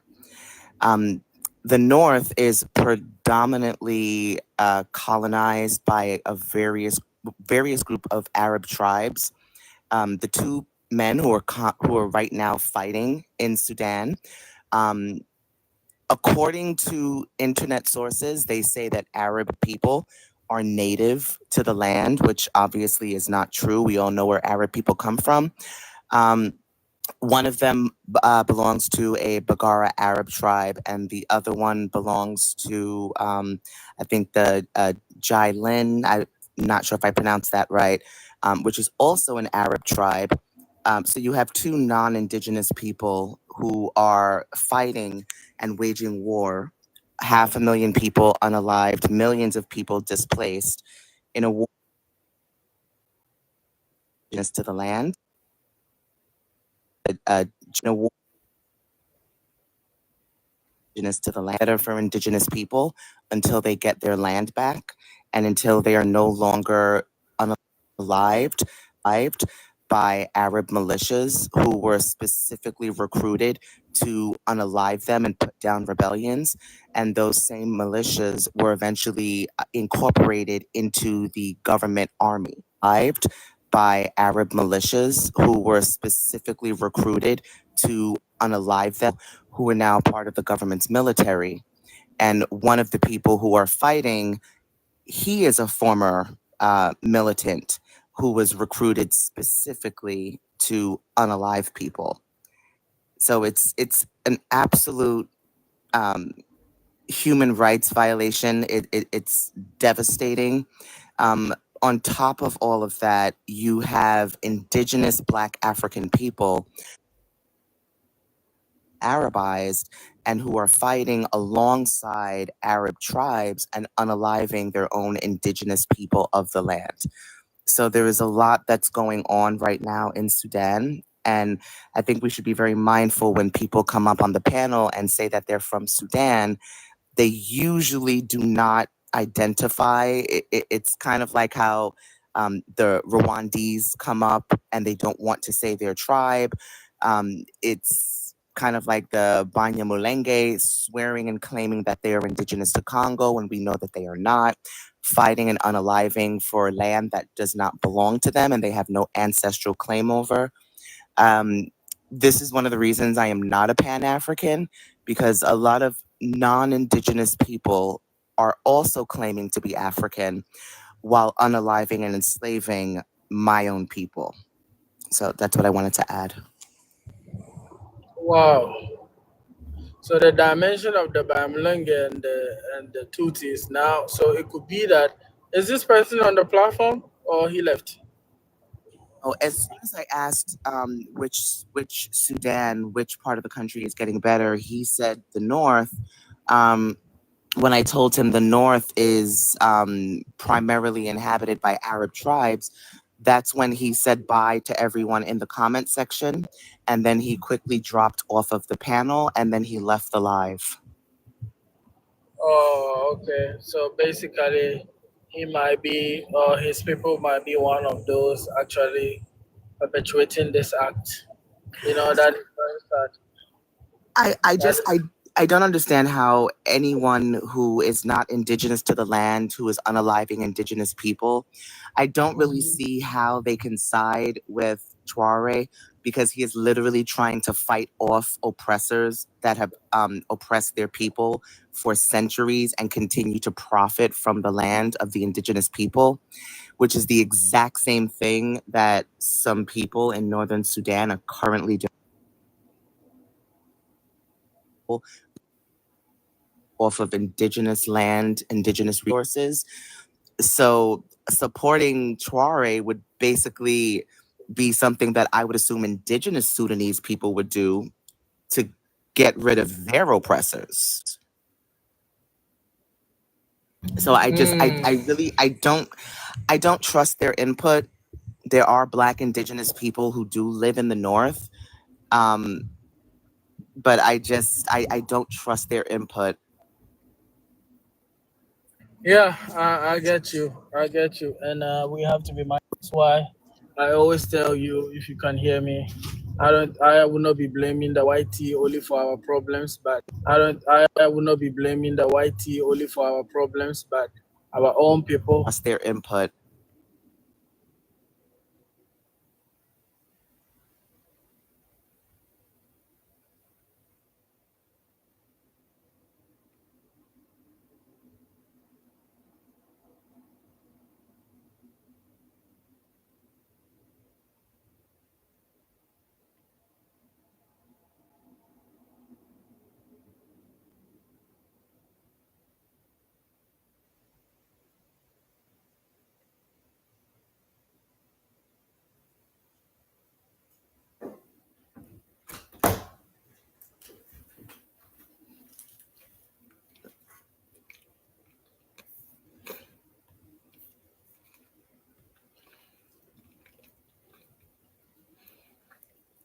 And we will have to fight the people who look just like us also.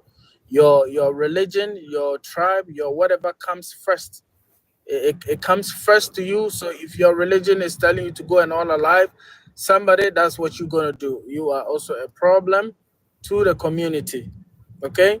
As we are fighting these people, we are fighting internally also. It's not everybody who support One Africa, but yet still, a lot of you say, "Oh, you support opening the border." Do you really know what you're talking about? When you have people who look just like you, who want to colonize you, who want to take your resources and unalive your people, I think we should take time and look at what is happening in Sudan, in Congo, in Cameroon, and see who are those behind it. Even those men, man. This is something serious. We need to be careful. But guys, I have 4 people in the queue, so I will rotate 4 of you. But don't go away. You can always request and come back. If I take you down, you can TM, request please, and come can you back. make me so that I drop it so that someone come in? Just a comment so that I drop so that someone comes in.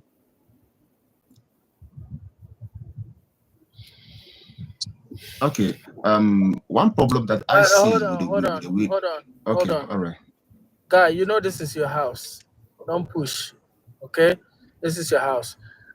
This person called H. Can you request and come up? Because as far as I'm concerned, I don't think Antigua was hating on anybody over here. Did she do that, people in the panel and those in the comment section? Can you guys mute your mic? I don't do well with this at all. Feedback, I don't like it. So I want to see you guys in the comment. Did Antigua hate anybody by speaking? If she did, let me say yes.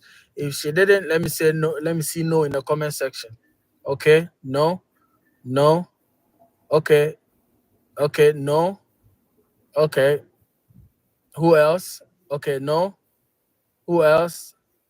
Why is it only the people on the screen actually typing no? We have 160 people. Guy, don't be a spectator. Be a citizen. Participate. Even if you will not like the screen. When we ask something, say something. Other than that, we have a lot of ops watching this program right now because it cannot be. Okay. So basically, H, good. Thank you, guys. Thank you very much. So far, nobody has said yes. So then you know the black sheep watching this life and fighting for his life to hate and unalive people who look like you. The person who called H is an op. He said Antigua should stop hating. So obviously, you know where he comes from.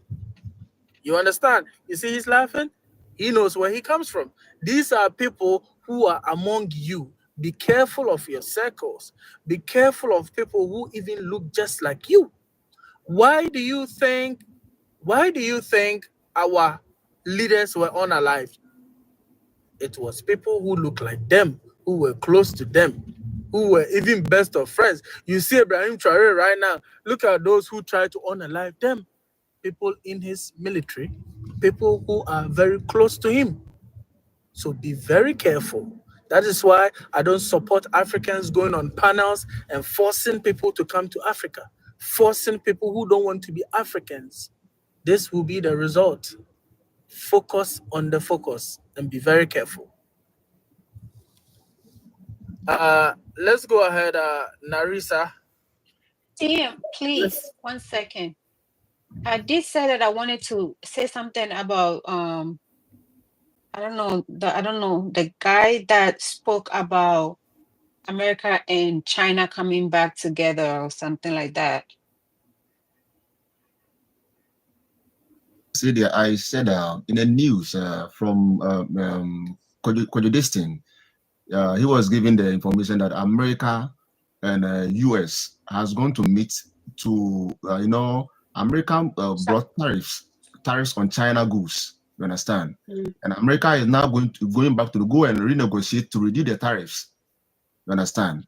And I was saying that now when when those things comes in, it is very dangerous for we the Africans because when these bodies do their worst No, and now I get it, but that's okay, why all I right. want to come in. I get that part. That's why I want to come in.